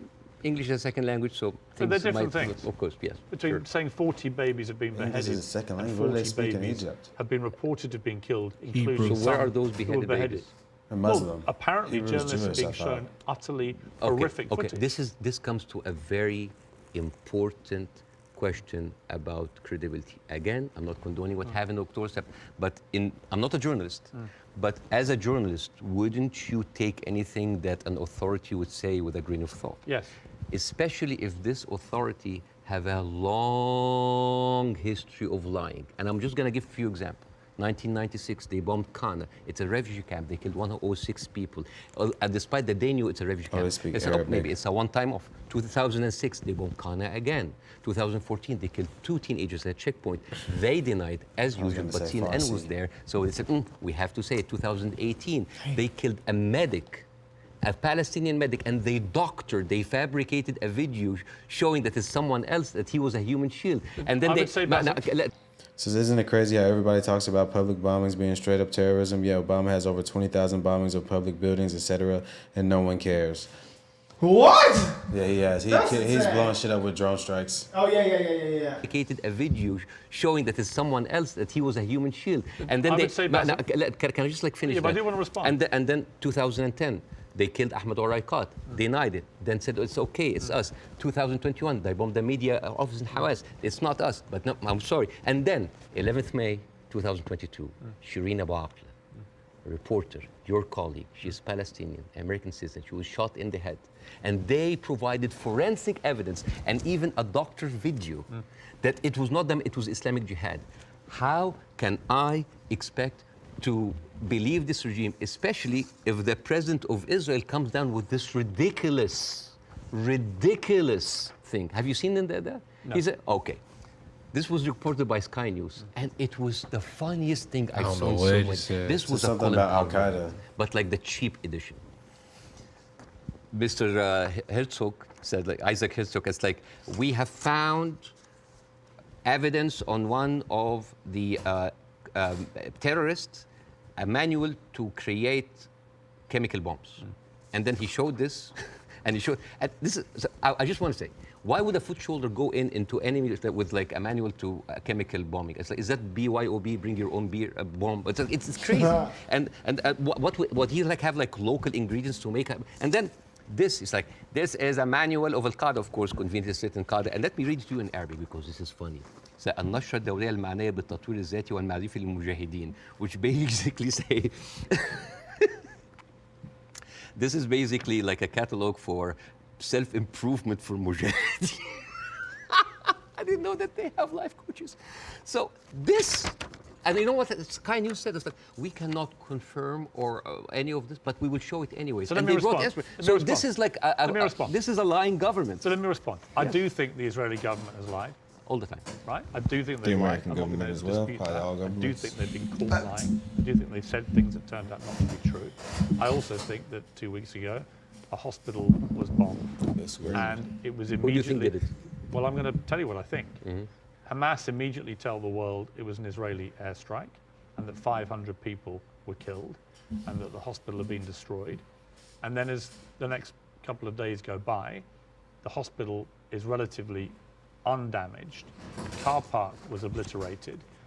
Many fewer people than 500 were killed. How many people died? We don't know, because actually we're reliant on the Palestinian Health Authority, which is Hamas in Gaza, for the figures. So we don't so know. Hamas is But a lot really still running fewer things in people Gaza? died, it would appear than the So that's how 500. they're justifying We don't those know. bombings. Either way, it's appalling, but it may not have been anywhere near as appalling as was first said Told by you they Hamas. was governing Here's it. the point. No, you were Most right about that. They independent were elected too. You were studies right of about what that. happened have concluded that it was almost certainly a militant stroke terror group inside Gaza, and they fired a rocket which landed in the hospital car park. In other words, it wasn't an Israeli airstrike. Goodness gracious. So I have an issue with that because for There's 3 both, days like, before what the is true, attack, like what's not. the like, priest and the patriarch of the hospital, which was called the Baptist Hospital, said that learning they so have much. received multiple warning from Israel that they're going to hit the hospital. And then at the time of the hit of the hospital, one of the top aides of Netanyahu, he tweeted about like we hit the hospital, and then he deleted it, and then basically Okay, pause like last Israel time, sorry. gas That's like insane. They're saying that the Hamas did treat the hostages good because they were trying to bargain with Israel to release Palestinian detainees. Yeah, I did see that. So they didn't harm the hostages, is what I'm seeing. Yeah, How no, could they yeah, say a lot of that? people have some that But said they that. said 1,500 people died, so the 1,500 No, people in died the or not? attack, like the killing and all the shooting, But I don't think that was hostages, was it? So that's when they got the hostages apparently. So 1,500 people died, or they got some hostages and treated them good. People did die. There was like a music festival. I know, we've seen that. They ran in a settlement. So that's what we saw. That didn't happen though. Right? And we seen bombs too. Yeah, no, they did shoot. When Hamas shot the bombs at Israel. Hold on. So 300,000 civilians were murdered in Syria. Whereas the anger away a second and goes against their narrative. Israeli is defending Arabs and Jews from terrorism. Assad is a butcher. What a joke. I don't even know. L's or W's on that tape, guys. But I've just seen a lot of, they're not really like pulling the mask back on really what's happening. You just see a lot of propaganda to sway you. Bro, well, this is all I seen. When you start piecing it together, it's like, okay. It's bad. Because you know how he said, he made a lot of points, sorry to cut you off, but he made a lot of points about how the IDF was like using like fake videos and stuff and this and that. Yeah. So why wouldn't the other team do that too? Well, like both teams are gonna do that. I would definitely say that, but when the team that's like being accused of against don't got no internet or nothing, how are they gonna be doing that? Yeah, well, yeah. That's very true. But how do we know? How the hell we know? Because they got a phone. Because who said they ain't got no But internet? they have no. Israel shut it off. They shut off the electricity, the water, and the internet. All that. They shut all that shit off. Israel But who Gaza, said that? in Gaza, right? Israel said that. They confirmed they did that. In Gaza. Yeah. So how we getting videos back So then? That's what I people said. were cooking us That's a for great this on question. the last That's what I'm saying. They said they should still have on the last video. So Gaza is not ran by Palestine, No, but Gaza it's is ran by Hamas, and it's part of Palestine. Exactly. Hamas was So elected as their government how the officials hell there. did they get control of Gaza then? Israel cut off their electricity. Bro, they're at mercy to Israel. That's the poorest country ever. We looked it up. They're poor. They got 50% of elected. people are poor. They probably just brutal But why force. Palestine? So Palestine just doesn't deal with Gaza over there. They're just Well, that's not the trying poor to- half. So they're West just Bank not is putting the good electricity half. in that city, or They said they shut off the electricity. I'm they talking shut off about the water. why isn't Palestine giving them stuff though? Israel controls that. But it was governed by Palestine though. Bro, it's governed by Hamas. But Israel, I know, but it's they a were poor saying- country. They have nothing. They don't have none of that. Israel controls that. Yeah. Okay. So Palestine does have no control over that. No. They never did. The Gaza is a strip where Palestinians live at, bro. Yes. It's a So strip and it have two Palestine strips. just doesn't claim that. Bro, holy I fuck. understand. What are you saying? Bro, I'm saying like so. If Palestinian, like, okay, I'm Gaza gonna- is like saying Gaza is where black It's his people own live. country. It's his own country. No, basically. bro. It's like a state in Israel. Break this down to you. It's a state in I'm gonna Israel. break it down to you. It's not a state in Israel. Well, that's why I'm confused. So Palestine was a place. Yes. Israel became a nation in between it. So Yes. Palestine is now split between West Bank, where there's no Okay. Hamas, Yeah. and Gaza, where there Yeah. is Hamas. Yes. Israel, to protect themselves from Hamas, has a blockade there that separates them. So you can't. Okay. So only you can go in through the blockade, and it's been messing up Yeah. all of Gaza's economy, all their trade route, all that stuff. That's why they're so poor. Okay. Therefore, to keep them above water, Israel provides them with water, electricity, internet, and probably helps them with all the Okay, that foreign makes aid sense. that they need to Okay, live. that makes sense. That You know, makes sense. 80% of people there are poor and all children. Okay. Mostly So children. basically, they're like, I got some people over there, but that's not really us type shit. That is them, but they're just divided. Just like okay, they said. that makes sense. That makes sense. They're just divided. Because I thought Gaza was divided too. I thought Palestine was I thought Gaza was in like somewhere near. Gaza is with Israel white is side in the of middle, Palestine. right? Israel's Yeah, I in the get it. middle. West And then Bank's they're up over here, then Gaza's some down other here. people over here, some people. Okay, that makes sense. That makes sense. Okay. And then at the That's time why I of the called hit it a the state. hospital, one of the top Kinda aides like of that. Netanyahu, he tweeted about like we hit the hospital, and then he deleted it, and then basically, like Israel gaslighted the world. But Oh, it was not us. It was not us. but that's why I said most independent. No, that's not true. New York Times actually like just published something to prove that it was shot from Israel. And the thing is, No, okay, they didn't. Though. okay, numbers. They didn't. Numbers. Bassem, that's not true. Okay. The New York Times has not reported that it was Israel. No, they said They haven't. okay. That's not true. Over 10 years, Hamas launched 35,000 rockets into Israel. But many goodness. failed. They killed 35,000 is a lot. 69 people. And 25% military, only part of them were civilians. So over 10 years of 35,000 rockets, they killed 69 people. But in one strike, you want to tell me that these glorified firecrackers. Why didn't I say you didn't get the map right? Did you not get the map right? I thought you did get the I map have no idea. It's all I just right, know bro. that Israel's we try our between best. West Bank and Gaza. And Gaza's blockaded and like basically stuck in there, and that's why they're so poor. Cause that kind of damage. Yes, it looks like That's all they I did, know. yeah. Okay. Yeah. And actually, it wasn't the damage that was reported by Hamas, who wanted people to believe it was Israeli airstrike. So my point would be, I'm happy to concede that Israel government has lied about stuff over the years. But I'm absolutely certain as well that Hamas lie all the time. Why are we holding a militant? I believe, from all I've read, I believe they lied about the hospital. Why are we holding the militant terrorist group to the same standards as the best Because and only they happen democracy to be in the Middle East? they happen to be the ruling party in Gaza. So they're not just a terror group; they are a political group as well, a political party. Okay. Well, they are. So the question again comes this, and, But I mean- so far you've ducked it. So I want to ask you one more time.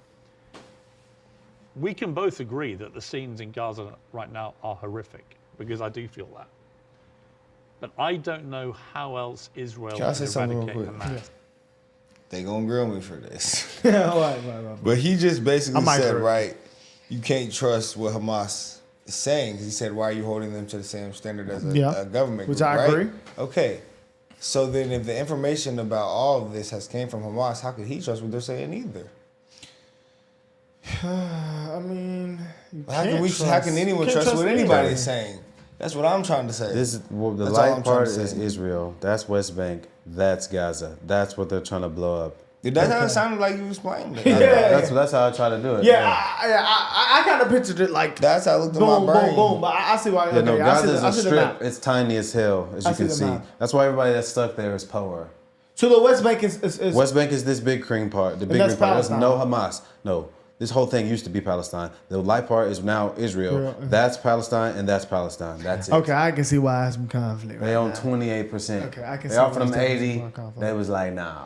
Whoever denied that was Somebody not a just good said. was a Somebody fucking just said the fool. super in the chat. Read what he said. I don't know if I'm tripping or Oh, not. damn, it's going fast. It is Ma- going super fast.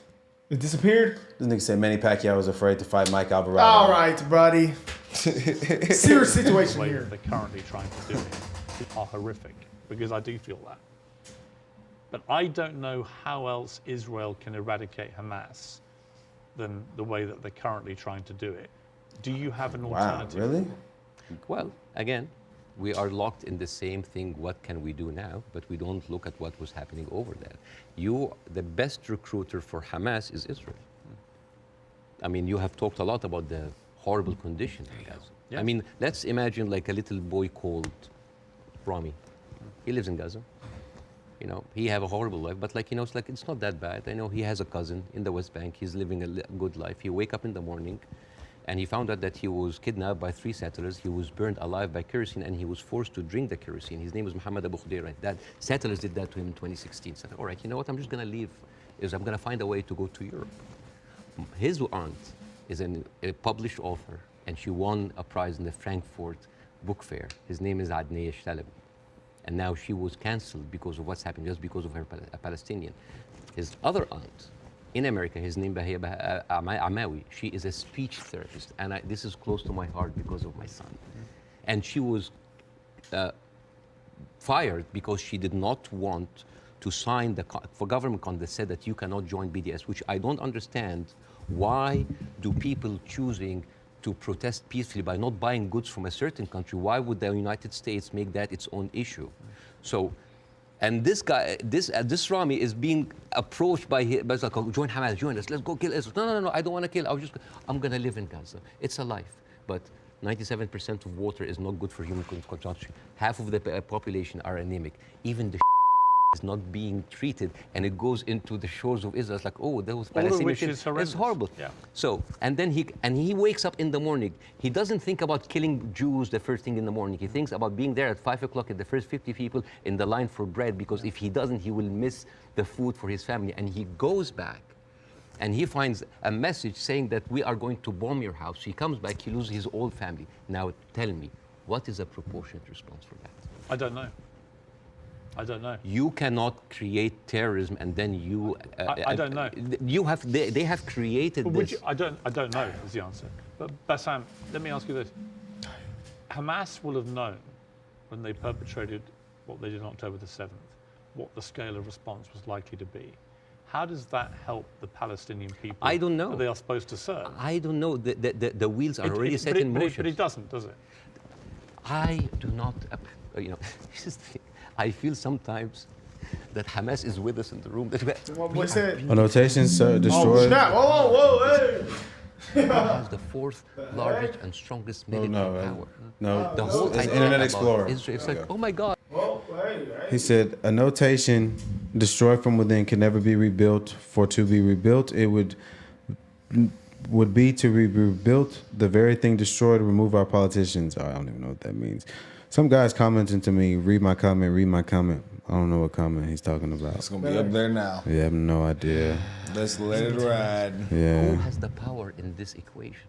Who has the fourth largest and strongest military power? The whole idea about Israel, it's like, oh my God, the Arabs are going to destroy us. Look at the map. Hang on. Hamas's stated goal is the eradication of Israel and the Jewish people. Yes. They make no pretense about it. They've made no attempt, unlike the Nazis who try to cover up their crimes. Absolutely. They've made no attempt to try and deny what they brazenly boasted about it. Yes. They are proud of what they did. Right? And they will have known, again, the scale of what they did on October the 7th would have prompted this kind of response, which would have led to thousands of innocent Palestinians getting killed. And my question for you... I wish the 7th of October never happened. Right, but every time something happened. You say Hamas is everywhere. Well, yeah, actually all roads, all roads on this particular part of the crisis, and I accept it's been going on for 75 years, this conflict, but all roads in this crisis lead to Hamas and what they did. And not necessarily. Because all roads goes to the condition that created Hamas. If the Jewish people were expelled from Europe and went to Argentina or South Africa and Uganda and went in and took the land, you would have Hamas in all of these places. You and I can agree that the conditions Palestinian people have had to endure in Gaza for a very long time are completely... You're going to have to shake back over. He just did it fumbling with the mic, bro. Who? Him, bro. He did what? He said it fumbling with the mic, bro. You are fumbling with the mic, bro. I'm just, all right, whatever. But I ain't gonna lie, he is having some good points, though. I mean, hey, if my people are struggling like that, man, I am building anger. I can't lie. I'm not justifying what they did, but hey, I mean, that's pretty bad, man. If I have to wait for bread... You know, that story kind of... They're saying like Gaza's a cage. It's basically saying that Israel locked the people of Gaza in a cage with the blockade. Because the blockade has confirmed cost their economy over $14 billion or $17 billion.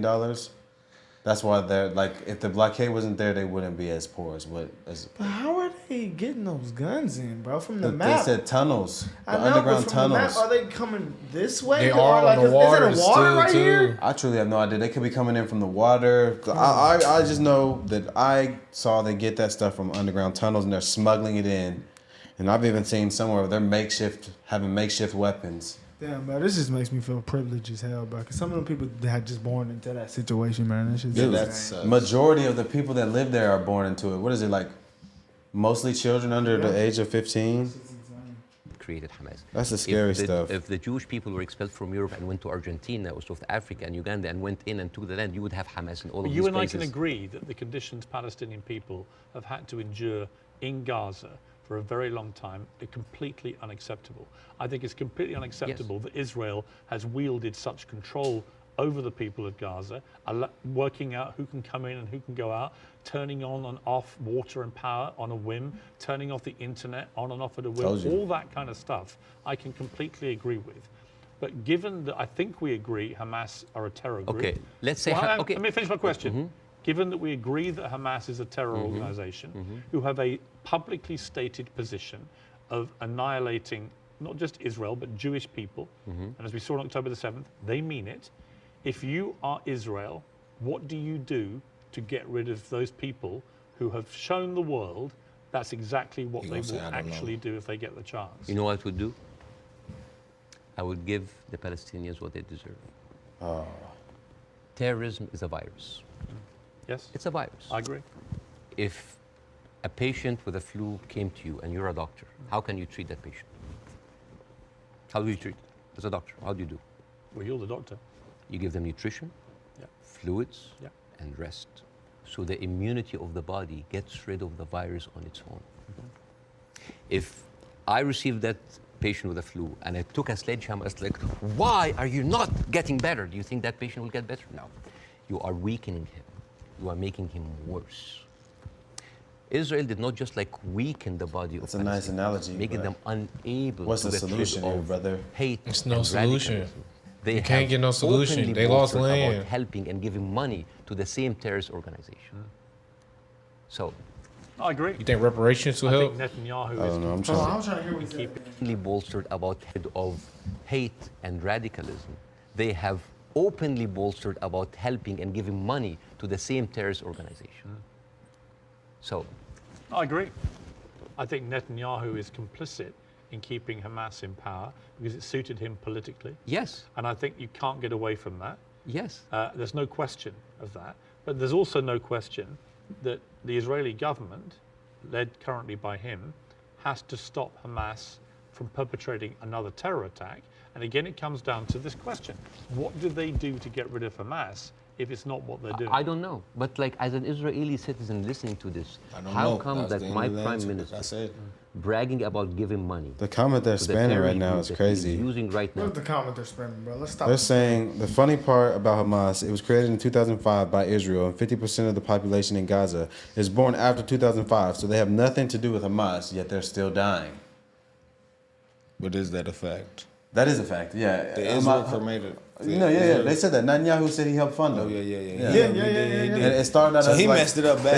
They said they started out funding Hamas as So you can't as say as Israel did, as that a dude resistance did. group, as a resistance group to help divide the Palestinians, and they did win in Gaza.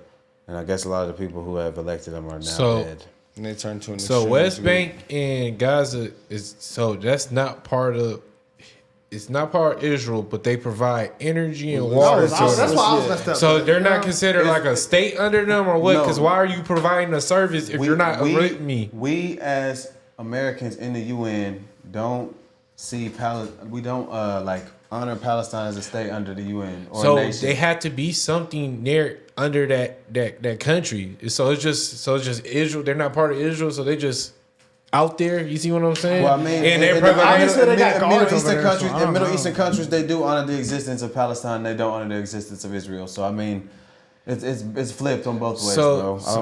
But I don't know what you I'm wanna just say. messed up. They providing water, energy, and all this to that little Yeah, section. that's why I was like, why didn't So, Palestine like, provide they're that saying over that- there? They say why they won't provide it for But themselves. maybe They they know. said Israel has to provide it because Israel is the occupying power because they own most of the land, and then the West Bank is just they're the occupier. That's the occupation. It is some. It's So a they plot have to- in they this have to- that we don't. It's a little they have to twist and provide plot it. that we don't know. Yeah, no, they Why have did to. they just let it them says, just stay it right says there? they have to provide it under regulations because of the Don't create UN Hamas. because it's the occupation. Yeah.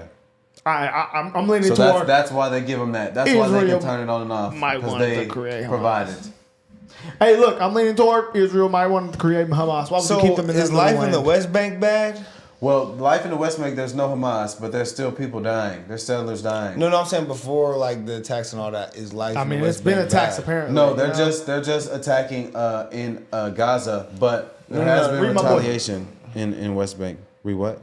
My boy sent the dough Oh, down. Jewish people were expelled from Arab lands too. Not only Europe, more than half of Israeli Jews are Arab Jews. I wonder why Bassem Youssef will not talk about the Arab Jews. Damn, I've never heard of that. You know, Yeah, hey, man, no. let's get through this, Ben man. Shapiro Let's get talked through about this. that, bro. He said they were Europe wasn't trying to let them in because they were afraid of war with the Arabs. So they just kept expelling them, and they started letting them in a certain number every year or something. So everybody must have felt like they was messed over, basically. I don't know. But like as an Israeli citizen listening to this, how come that my prime minister bragging about giving money to the terrorist group that he is using right now to eradicate a whole group of people and yet using them as an They're saying life in the Isn't West that Bank is weird? bad, This but is not as like bad as basic Gaza. This is like Tony Blair know being that. like found like giving money to Al Qaeda West or Bank is ISIS bad. and then going to fight them. How does this work? How does this work? I agree. How does this work? but listen, I agree with so you. yeah, They're it's a terrorist attacking in the attack, West Bank. and Israel is funding them. I mean, this is in the words of Benjamin. This is the thing about Benjamin Netanyahu. He brags about that stuff. So this is a circular question. Yeah, but yes, I agree with you. Hamas is to blame. Who created Hamas? Who's helping them? And who is allowing for an environment for that kind of hate and destruction of Jewish people to aspire? And the thing is, there's something very important to the Western audience here. They think that Israel is a small, tiny country between a hostile Arab countries. The biggest military power in the Arab world is Egypt. They have a peace treaty. Their neighbors, Jordan, they have a peace treaty. Saudi Arabia, Emirates, either have full relationship or on the way of normalization. The only people that, even Syria is not they didn't launch a single bullet. The only two crutches that Israel has is Hezbollah and Hamas. A few militant, thousands of militant.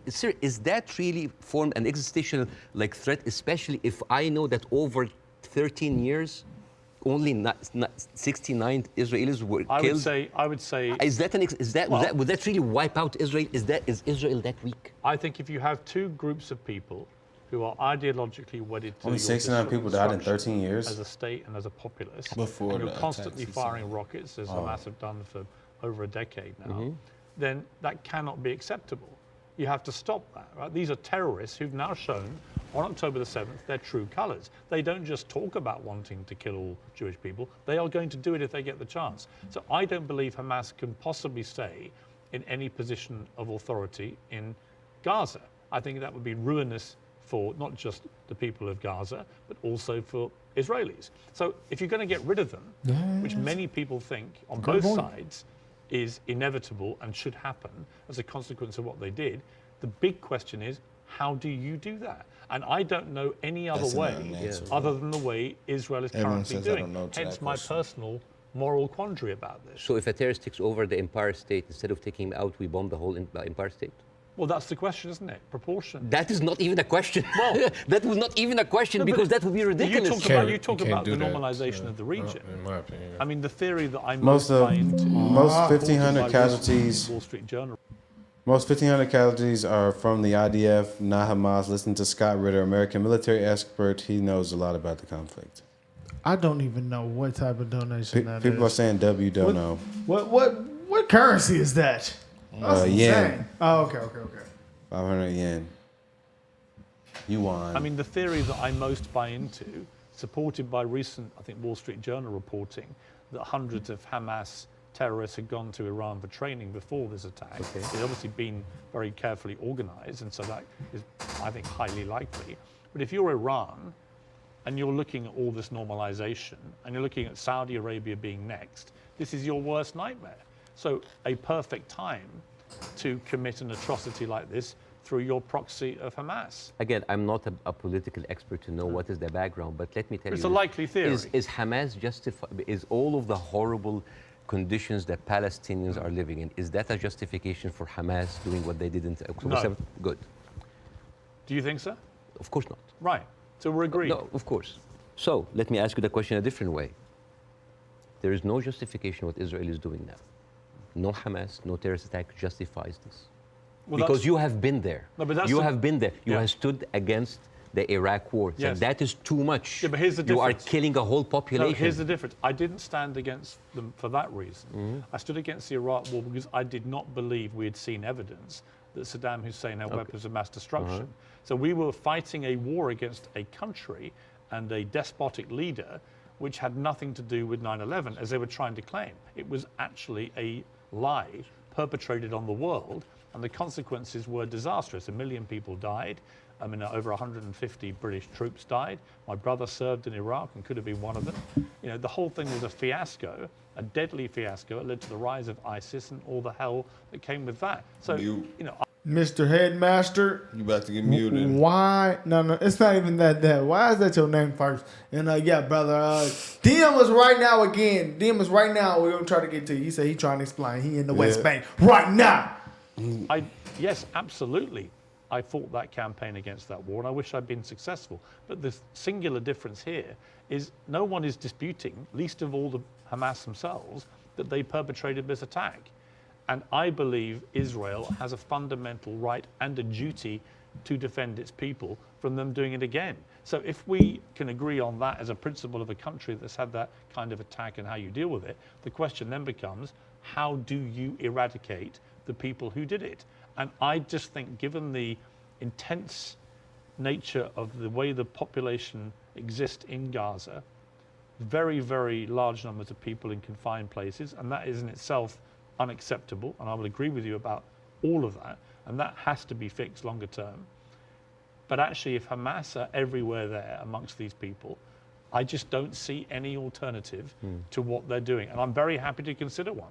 But I don't think you have one either. So if the Iraqis were actually, there was evidence that they were behind 9/11, would that still be okay to kill a million Iraqis? We have a parallel, which is Afghanistan. And in fact, I would say, but that raises a different question. So was the Afghanistan war just? I believe it was, in a way that Iraq wasn't. I believe that Afghanistan was harboring terrorists, Al-Qaeda. We know that they were training there. We know the Taliban were there. And we went in, we launched this war. It goes on and on and on. Huge bloodshed on both sides. And in the end, after a ridiculous overnight pullout by America and President Biden, the Taliban are back in charge and waging the same kind of medieval rule they waged before all this. So you've got two things. Was it justified to strike back at Afghanistan for harboring Al-Qaeda? I would say yes. Did the means in the end justify the war? You could argue no, actually, because actually you ended up with the Taliban back in charge. So they're two different things. And it may well be here, by the way, as I've said, that if Israel pursues this ground invasion, it backfires horribly. It leads to a much wider conflict involving many other people, possibly including Iran directly. And it could be a horrendous escalation and a massive war raging through the whole region. And that is my fear about it. But I come back to the central point of justification, and I'm really struggling to see what else Israel is supposed to do to get rid of Hamas. And if you've got an alternative, let's hear it. I've only heard one. Piers, this is never about Hamas. Believe me, it is never about Hamas. How many times can I say Somebody that? tells you who they are, listen. No one Israel has knows been the telling the solution world is all the the time. answer. They need to clear the Gaza Strip into Egypt. You think that's always been the plan? Always. the Gaza Strip I mean, into they have Egypt? said it. They have said it many times. Why does Egypt take them? And do you think when Egypt takes them, do you think they'll go back? No, never.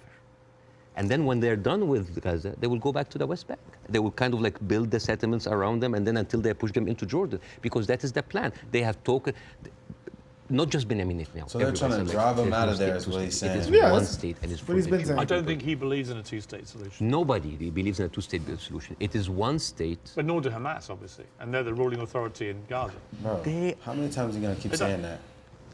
You see what They you're were- comparing? It's a militant group. It's a small militant group. But they are Israel, hang on, Israel as a nation, they are as- the elected political leadership. they were of- elected in They're 2006, little as hell, and though, 50% bro. of the people in Gaza right now are under the age of 16. They were I not even understand. born. I That's a understand. fact. Yeah, like so, Understand. and the so, thing, all right, so That's a fact. All right. Let's agree I about think that. that's an undeniable but that's fact the circle right there. city. It's what- I understand. It's a circular firing Hamas, squad. Hamas, I know, Hamas, I know. Hamas, Hamas. I know, but okay, let's move forward. Oh, yeah. Let's assume somehow we get to a place, possibly at the instigation of countries like Saudi Arabia and others getting directly involved, where you get to a place where Hamas are removed, and I don't quite see how that happens without enormous further bloodshed, but let's assume they get removed. Let's assume that Netanyahu is removed from office, which I think is highly likely just from the fury of his own people about what they see as the defensive and security failings, plus his attack on the Supreme Court already causing huge polarization. Let's assume we get new leadership in both places. Could there still be peace? Could there still No. be a two-state No. solution? No. It can never happen. No, because Israel have already shown it's not about Netanyahu. It is the policy of Israel not to give the Palestinians their seat. It has always been there. But what if you find leadership that understands? You will not. But why are you You so... will not. what- But why do you not think so? Because Israel has been, But they would say the same about the other side. And I remember... who has the power? Let me give you a parallel. Let me give Obama you- in his book. Let me give you a after he- parallel. okay. Let me give you a parallel. Northern Ireland, okay? Whoa, Northern Ireland appeared to buddy. be... Whoa, buddy, I don't know about that. Hey, guys, literally, I do Hell it. no. we were talking about it. I We do were it. talking about it like probably maybe a year ago. Maybe I said a little I less do than a it. year ago. We're like, man, let's go to Israel. You know, Good thing we didn't plan to go let's now. go to where Jesus was. I told them we should just go up there now and be journalism. Boy, no. people have died for that. Yeah, people have been getting killed for that. I'm not going. Y'all go, and I'm gonna stay here and react to it. Stupid. Cause somebody got to react to it and run the This guy. channel. So I'll do that. No, I don't think I could do it, bro. I mean, maybe if you paid me $1 million. But let's y'all.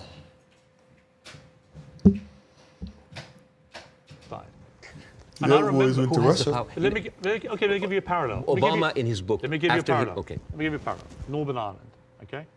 Northern Ireland appeared to be completely intractable, with the IRA and the loyalist paramilitaries trying to kill each other. In the IRA's case, trying to kill British.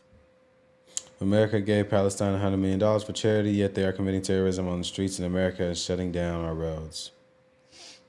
Just play it, bro. people as well, we had maybe because they better did run not that. want this to Running go the clock. way that people wanted it to go. And ultimately, we got to peace because we found leaders who actually had the courage, the moral courage, to get in the room with the people that were trying to kill them and to do a deal. I don't think you can do that with Hamas.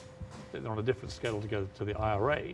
But we did have a seemingly intractable place riddled with violence on both sides, and eventually we got peace. Do you not see there's any chance of doing that here? No, not with Israel. Obama, after he left office, he wrote in his book, the problem with the Palestinian-Israeli conflict is that one side is extremely powerful and one side is extremely weak. There is absolutely nothing to oblige that strong side to give anything. All over the years, Israel showed you many times that they are not interested in peace. Leave Gaza. Forget Hamas for a second. The West Bank. What have they been doing in the West Bank? The illegal settlements did not stop a single day. No, they no. are And it's completely wrong. yeah, but the thing But is, it's wrong. what I agree with you. But you see what they're doing in the West Bank right now? They are creating little Gazas. They are creating little Gazas. Yeah. And until they are like squeeze them. It's completely wrong. There Bassem. is a hilarious documentary called The Wanted 18. It is like an Israeli-Palestinian co-production. And it tells about the incredible story about the residents of Beit Sahur. It's a Palestinian town next to the Nazareth. And they said they don't want to depend on the milk coming from the kibbutz. So they bought 18 cows. 18 cows. And they didn't know how to milk the cows or have a cow farm. So they were like engineers and doctors. So they sent people to kind of like to learn how to do the farm. So they bought the cows and they started to produce milk and they started to sell the milk to the villages. The Israeli authorities were not very comfortable. So one day the military government came in and said, like, those cows, and I quote, constitutes an existential threat to the national security of the state of Israel. You need to get rid of them. And the movie goes about like the hilarious attempts of hiding those cows between the butchers and the houses. And in one scene, a cow is actually running and the Israeli soldiers are like running behind it and they corner it and they're about to kill it. And you know what did the cow say? Moo. You didn't fall for this. Cows don't speak. Yeah! But you know, it actually said something. You know what did it say? It said Hamas. But anyways. Him and the jokes. But you see, this is the ideology of the Israeli ruling party. They are not interested. They're not even allowing you to get your own cows. I mean, I want to discuss something that is very important because we have been talking about Israel being a democratic state, a secular state for all of its citizens, including its Arab residents, right? Wrong, wrong, wrong, wrong. 2018, there was a resolution that was offered in the Knesset that say that Israel should be a state for all of its citizens. That seems basic, right?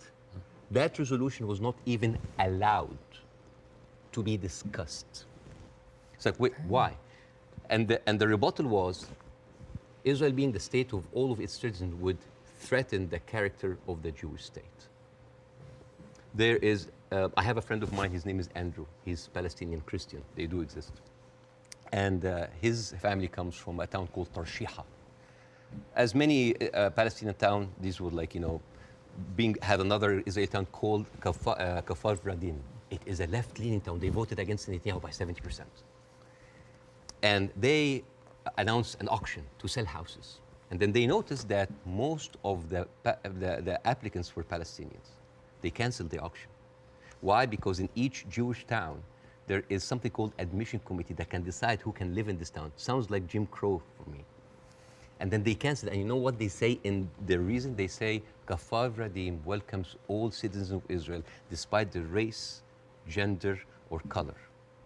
However, the majority of the town would like to preserve the character of the town as being Jewish, Zionist, and secular. How does this go together, secular and Jewish aside? You know, and What's this secular? brings me to this picture. This is a very famous picture. You know, remember this picture? I'm sure you've seen it. Yeah. This, for the people who don't know, this from San Augustine, Florida, 18th of June, 1964. This was a white-only motel. And these are black activists who wanted to defy the law and jump into the hotel. This guy is the owner of the hotel. His name is James Brooke. And he was pouring acid to scare them out of the hotel. Goodness gracious. His neighbor said that James Brooke was a victim because he was just following the law. And you know what James Brooke said? He said, it's not like I don't like black people. I just don't like them in my swimming pools. Now, if an official said that, wouldn't you say that this town has kind of a systemic racism? Yes. This quote was not said by James Brooke. It was said by Deton, the head of the Galilee municipality, when he said, I don't like Arabs. I don't just like them in my swimming pools. The town of Nazareth Elite, 2010. That's crazy. He just the Arab did that. Christians Man. in the town, they I ain't gonna requested lie, to bro. He's actually tough. That's a good point. He is actually different. when he said, Ties I don't everything like Arabs. together. I don't He's just so like them in good my at it. swimming pools. The town of Nazareth Elite, 2010, the Arab Christians in the town, they requested to set up the Christmas tree next to Nazareth. This is the birthplace of Jesus. And you know what they said? We cannot have it because non-Jewish symbols would offend Jewish residents. But this comes back to what you were saying at the start, which is about the hate on both sides. No, I'm not talking about the hate. I'm talking about this shining example that Israel won't tell the world that we are like the Western world. We are secular. I don't know if you know this, but they're not just like secular, like Christians against their own Arab. I'm talking about like Arabs with Palestinian, with Israeli identity. I'm talking about them being even racist against their own people. 1950, Yemenis immigrants that came from Yemen, and they were in the transition camp. What does it say? Ahmad Manasara, a 13-year-old boy in prison, now 21, solitary confinement, and was interrogated as a kid and run over by a car. No verdict on this case. Israeli settlers laughed. Dark viral video of his body. I ain't gonna lie, I've been seeing some dark ass shit that they be posting on Twitter about Israel soldiers and shit. Yeah. I've been seeing some crazy People shit. keep tagging me and stuff on Instagram. I've been I'm seeing actually some kind of tired of that. Insane shit, bro. It's definitely very negative for everything. Nah, I ain't gonna lie. It's actually a very terrible situation. Black people in America ain't going through shit. All right. Hey, brother. Nah, he not lying. They going through. Let's It's not some com- other racism going on over there. Oh, That's yeah, it's racism bad. going It's on bad. over there. Let's show them niggas. But you just some compared real apples to racism. oranges. I know, but like, you know. Identity. I'm talking about them being even racist against their own people. 1950, Yemenis immigrants that came from Yemen, and they were in the transition camp waiting to be transferred into Israel. Their kids were taken away from them and given to white Ashkenazi Jews because they were not white enough. But Bassem, what would happen if a Jewish person went to Gaza? Why would they go to Gaza? And exactly. Even I wouldn't go to Gaza. Exactly.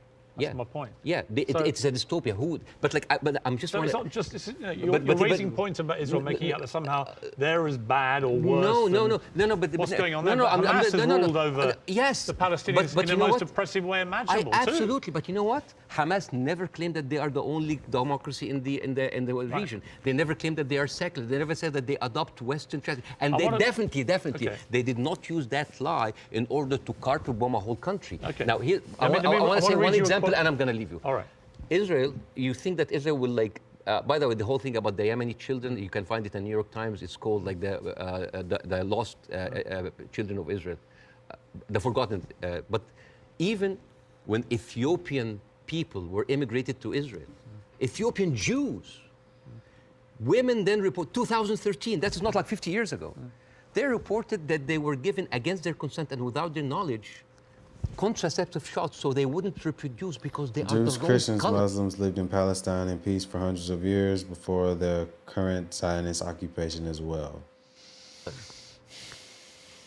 Israel is a This is racist crazy. apartheid country that is projecting this shiny example of secularism and democracy for the people so people can accept whatever they do because they look at Palestinians as lesser people. This is the whole point. This is the whole point. And I would like to quote Winston Churchill.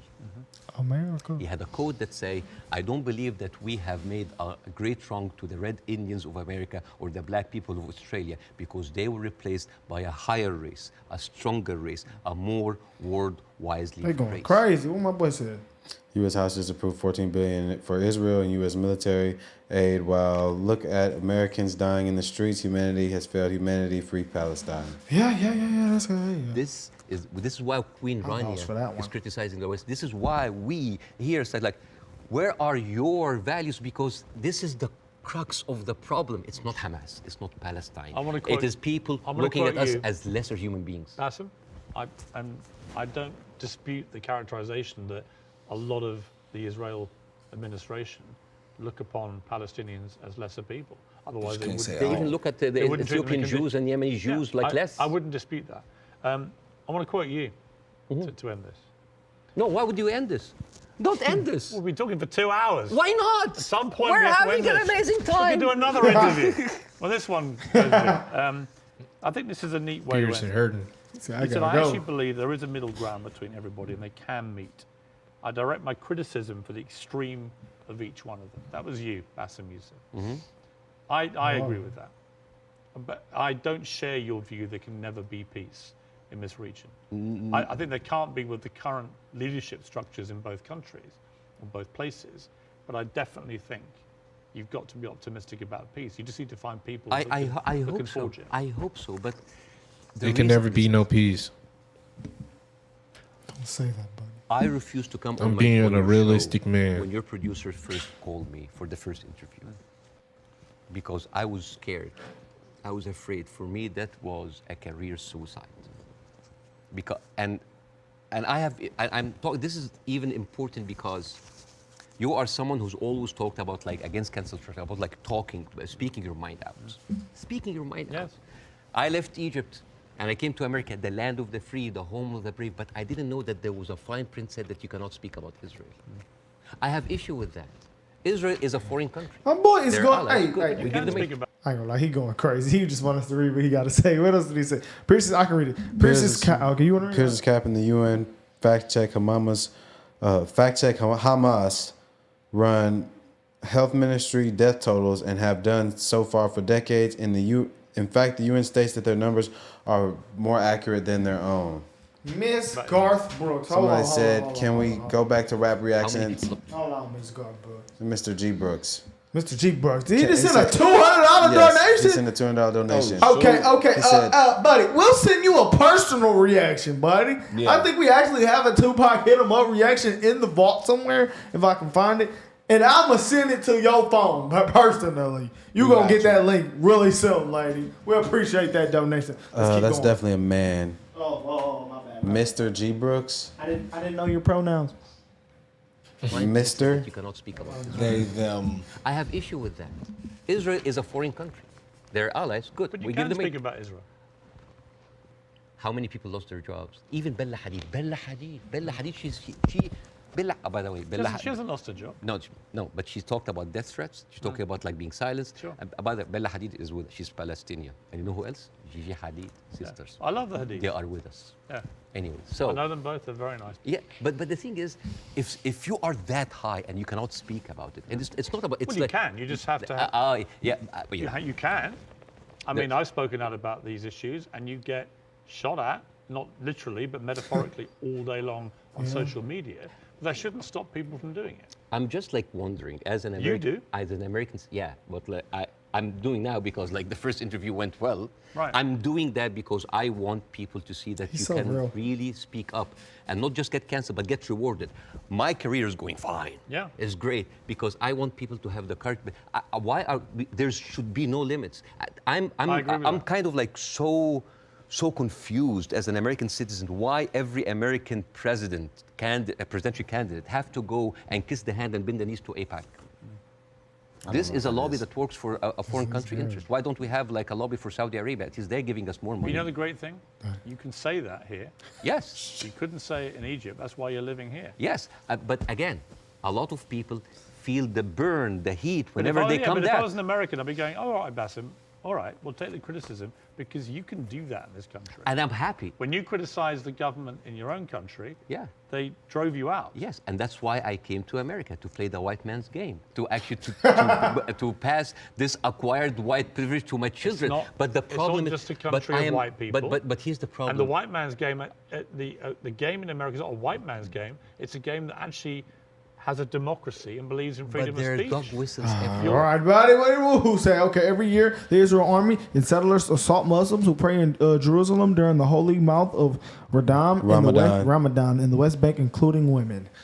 You know, hey, man, we get that it's a lot of wrong going on for there, guys. But it's a solution. That's what we all just trying to figure out. It's a solution. I mean, I like this guy. I genuinely like this guy. He seems like a great person. Because I see, if there's no solution, then the only solution that we've truly had is from the Hamas leader's son. Keeping it 100. He was the only one who said this is what we need to do. He is bringing light to the situation. The only one. And not light, but he's bringing the situation to light to like really so I can see the perspective. I really think they just have to find a way to like minimize the death toll. Definitely. That's what that dude was trying to do. Yeah, that's what he was trying to do. He was about solutions. Yeah, I'm about solutions. You know, but this guy's he's great. He's he's giving me like really the rundown and the history of the situation. But the crazy part, like Piers said, how do you know who is Hamas? Yeah, that's a great question. See, this is what I'm messed up about, though. So and you got a bunch of 15 and 16-year-old kids in there. Okay. See what I'm saying? So if we go on foot, if Israel went on foot to go in Gaza, how would the other countries get involved? I don't know. See, people keep saying they're that. gonna try to protect their please, interests. like you see what I'm saying? Like they're gonna put money behind it, guns and weapons. I don't know. I know Turkey said something. Turkey said they were thinking about intervening. To pass Turkey. Turkey. This acquired white privilege to my children. But the problem is just a country of white people. But here's the problem. And the white man's game, the game in America is not a white man's game. It's a game that actually has a democracy and believes in freedom of speech. But there are dog whistles everywhere. You're not going to be put in jail for this interview. Or I can lose my career and I can lose jobs, and you know that. You know that. In Egypt, you could. No, here you can't. In Egypt, they arrested you. Here you can't. And they threatened you. And you would have probably ended up in prison or dead. Here, a lot of people lost their jobs because they spoke up. It depends what they say. Of course, but again, if you're Kanye West and you spew anti-Semitic no, I'm not. You're going to lose. I will never adopt that kind of point of view. But the thing is, there is dog whistles everywhere. As I told you at the beginning, you cannot just say it's like anti-Semite. Like, I mean, now, how come that the Palestinian flag is outlawed? By the way, it's outlawed in Israel. If you raise the Palestinian, you go to jail. And now they're saying like the Palestinian flag is a pro-Hamas. No, it's not a pro-Hamas. No, I was doing a comedy show in Arizona, and a guy was like wearing like a kufiyah, like a scarf, and I took it, and I'm not like in hyperbole and like wearing symbols, but I just took it because like, why are we gonna outlaw colors and flags? That is absurd. That is not right. I agree. So what they teach kids in Gaza, the day will come when they will urinate on the Jews' heads to purify them of their filth, adding they will return to you as slaves as they once were. All right, man. Pretty sure both sides don't like each other. That's what I'm getting from this whole thing. Oh yeah, definitely. Arizona, and a guy was like wearing like a kufiyah, like a scarf, and I took it, and I'm not like in hyperbole and like wearing symbols, but I just took it because like, why are we gonna outlaw colors and flags? That is absurd. That is not right. I agree. I don't think you should, but you should certainly outlaw Hamas.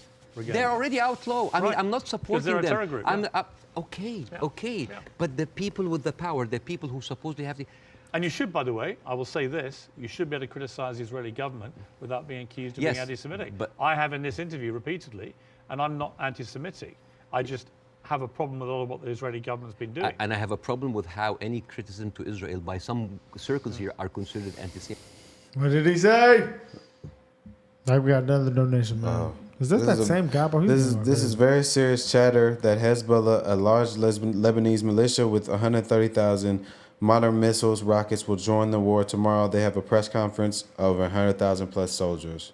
Wow, that's another Islamist extremist group. This is not fair. But a lot of the people doing it are actually anti-Semitic. Yes, but also a lot of Zionists are against Israel, that they hate the Jews. You know, we've discussed that. I want to end on a happy. But before that, I want to just like say two words about the media, which is, please. Sure. Mr. Zomlot, the Palestinian ambassador that you have. This guy lost 6 members of his family in an Israeli strike. And when he went on like some British news thing, he sat down and the lady told him, it's like, we are very sorry for your personal fun. I'm sure you don't condemn the killing of Israeli civilians. What? In the same moment. There's another girl like called Yara Eid. She was like on Sky News. And the girl was like, I lost 30 members of my family. 7 of them are children. I lost my best friend. I was like, Bless you. what do you think would happen if forget about empathy. I think a lot of people, what about manners? Well, I think you have to start. I've said this repeatedly. You have to start from a place of humanity. You have to look at what happened on October the 7th and feel utterly outraged and disgusted for the loss of human life. Yeah. And you also have to feel that for what's happening in Gaza to innocent people. But if you don't, if you can't feel both for both sets of people, both sets of innocent people being killed, if you can't feel a sense of despair and horror over their deaths, you don't have any humanity. Believe me, Piers. Believe me, Piers. It's not really about that. There's a deep sentiment in the Middle East, in Arabs, that the West do not look at us as equals. Well, you know what? So what I did, I went to the machines. Yeah. And I asked ChatGPT simple questions. Do Israelis deserve to be free? And you know what they tell me? Yes. Israelis deserve the right like any other people. And then I asked the same question, do Palestinians deserve to be free? And you know what they tell me? It is complex. It is a sensitive issue. Well, it's not complex. It's not ChatGPT. The Palestinian Yeah, people you can ask me questions like that. Yeah, but even the machines should be have... finished, and they should have exactly the same rights to freedom and freedom of expression and the way to lead their lives and to water and to power and to internet that Israelis have and we have here in America and we have back in my home country of the UK. And I want that for the Palestinian people. We've got to end it there. Okay. Mainly because I've worked up a hell of a hunger right. in 2 hours. Best interview ever. And you have brought your wife's cooking. I understand so much. So tell me again how I do this. Okay, so basically... All right, yeah, we took that part. Man, that was I actually didn't even feel like I did that. Yeah. I definitely feel like I learned a lot. I definitely like the way Bassem broke it down. I like the way he used a lot of analogies and like went into depth. And he really gave a good insight on like the Arab side and how they're thinking and the motivations for a lot of this stuff. This go all the way back to Jesus times. Oh, for I'm watching sure. The Chosen that show on the I Jesus. did give a lot of information, but I still think like no one talks about solutions other than that one dude we Yeah. said. Nobody, I mean, And I don't see the point in sitting here and pointing fingers of how it happened, this and that. I want to see peace. So okay, how can we make that happen? Let's get can't to be no solutions peace. now. If If there can't be no peace, then they need to stop complaining about this shit because there can't be no peace. So it's gonna happen. Because the only thing you could do is either genocide or somebody got to take an L, and it look like nobody want to take an L. So then I don't know, man. I just think No there's one gotta wanna be take a L. something done about the killing of the children. The person in power told them they could get 80%. They said no. See, but I just Jesus they were coming saying back they didn't soon. offer 80% of Jesus the is land. They coming offered back. 80% of West coming Bank. back soon. Okay, They only that's offer a- 80 back hold on, soon. hold on, Jesus hold on. coming I'm a back conservative American, and I've seen videos where in Israel a soldier tried raping a child, kicking a Jewish person who was protesting for Palestine. We didn't miss that. I don't think. Someone said, "Go back to 1 minute 37 seconds. You Said missed 50, but like, that part 3 I seconds want to go apart." back, but I'm pretty sure I heard everything, Cal. No, this is a question about Ethiopia or something. Please, guys, look up the third temple, the red Eifer. The whole thing is a religion war. Trust me, you will see how deep the rabbit hole Yeah, we can is. see I think this is a religion war. Yeah, this is for Shaq. You believe that? Someone sent us Hey, $50, bro. I'm not with that. If you believe something different than me, I can. You know, if I was That is a wrong religious war. up to Yeah. believe, People are saying It boils down 137.04 to that. mark. We missed something. bro. I don't think we missed it. We tried went pretty so- hard. I'm just saying that's Everything. what they're saying. I'll go through it later and see if I missed it, but I Yeah. think I pretty heard everything, man. Like, yeah, man. I mean, truly, honestly, I mean, my son is pretty much the only person that gave like a clear solution. This is how we're gonna figure out. Everybody else is just kind of y'all give us people who are bringing solutions, y'all. back and forth. Like, That's this what was we're from actually here on like out. very genius. This is awesome interview. Yeah. He gave a But lot I of didn't hear insight. not a single solution. But, I mean, he gave me insight to look at it differently. I'm from what I said from the last videos. I'm still standing where I'm saying. Like, I'm Yeah, standing it's just where it's bad on both sides. That's all I can see. Yeah, it it's definitely bad. is, It's just so really That's bad. the answer. That's what is bad. The only thing I could really say that is bad, Yeah, that the Palestinians we missed some question did just about the lose their Ethiopian land lady. too. So that's bad as well. Yeah, some people say, yeah, well, evil is evil. Like, there's no reason to. Yeah, But guys, okay, we'll go on 137 on our own, guys. One We bad appreciate doesn't it. justify another bad. they gave us $50, bro. You want to go to 137? I mean, People spending 137, bro. How did we miss that part? How did we miss it? I don't know, man. All right, 137. Where's it at? 137. Put my headphones on. I'm gonna hear it. Yeah. Click right there. I'm gonna leave you. All right. Israel, you think that Israel will like? By the way, the whole thing about the Yemeni children, you can find it in New York Times. It's called like the lost children of Israel, the forgotten. But even when Ethiopian people were immigrated to Israel, Ethiopian Jews, women then report 2013. That is not like 50 years ago. They reported that they were given against their consent and without their knowledge contraceptive shots so they wouldn't reproduce because they are the wrong color. Whoa. Israel is a racist, apartheid country that is projecting this shiny example of secularism and democracy for the people so people can accept whatever they do because they look at Palestinians That as was lesser fucking crazy. people. This is the whole point. This is the whole point. And I would like to quote Winston Churchill. All right, we can stop it. I think we code heard will what say, needs to hear. I don't That was believe that insane. we- She said go. Yeah, okay. All right, we got can the- stop. No, he just said go back to it. We heard it. I did miss that. I'm sorry. Damn, what was we doing? That was absolutely insane. We just probably talked over it because we were talking at this point. I remember, but that was insane. Okay, they said That, Google that. that was Yeah, freaking Google. insane. Google The that. fact that they did that, that's How can we absolutely not compare? insane. How was American black African American like racism over here? How was that apple to oranges though? Well, I mean, like, their land was taken. We were brought over here as slaves, and then, like, we weren't. I mean, but they We were abused like how we we were were two-thirds abused, of a you know? person. Jim Crow. Yeah, Jim Crow. They had Jim Crow too. man. Yeah, theirs is worse, but I mean, I'm not finna compare. yeah, no, I don't think we should compare our plight to theirs. Like, Yeah, it's two yeah, different I guess- things. I guess That's what it I'm is. saying. Like, two things can be bad at once, you know? Yeah, that's definitely true. That's definitely true. Well, guys, this was actually probably the best live stream ever. So much knowledge was learned during the live stream. I don't think he got me up to date on the situation. I'm not fully we will never be, guys. We don't know what's going on over there. We really don't know. We learn the history. How can we be so sure about a history in another country, in a whole other place, when we still learning history about what the hell went on over here? Yeah, man. It's I know really, a good really amount. complex. You Really ain't know. complex You ain't issue. know the first slave owner Let's was get black. solutions. Let's get solutions. I told you. Let's get solutions. Yeah, guys. Let us know what y'all think, man. We appreciate it, man. We're out of here.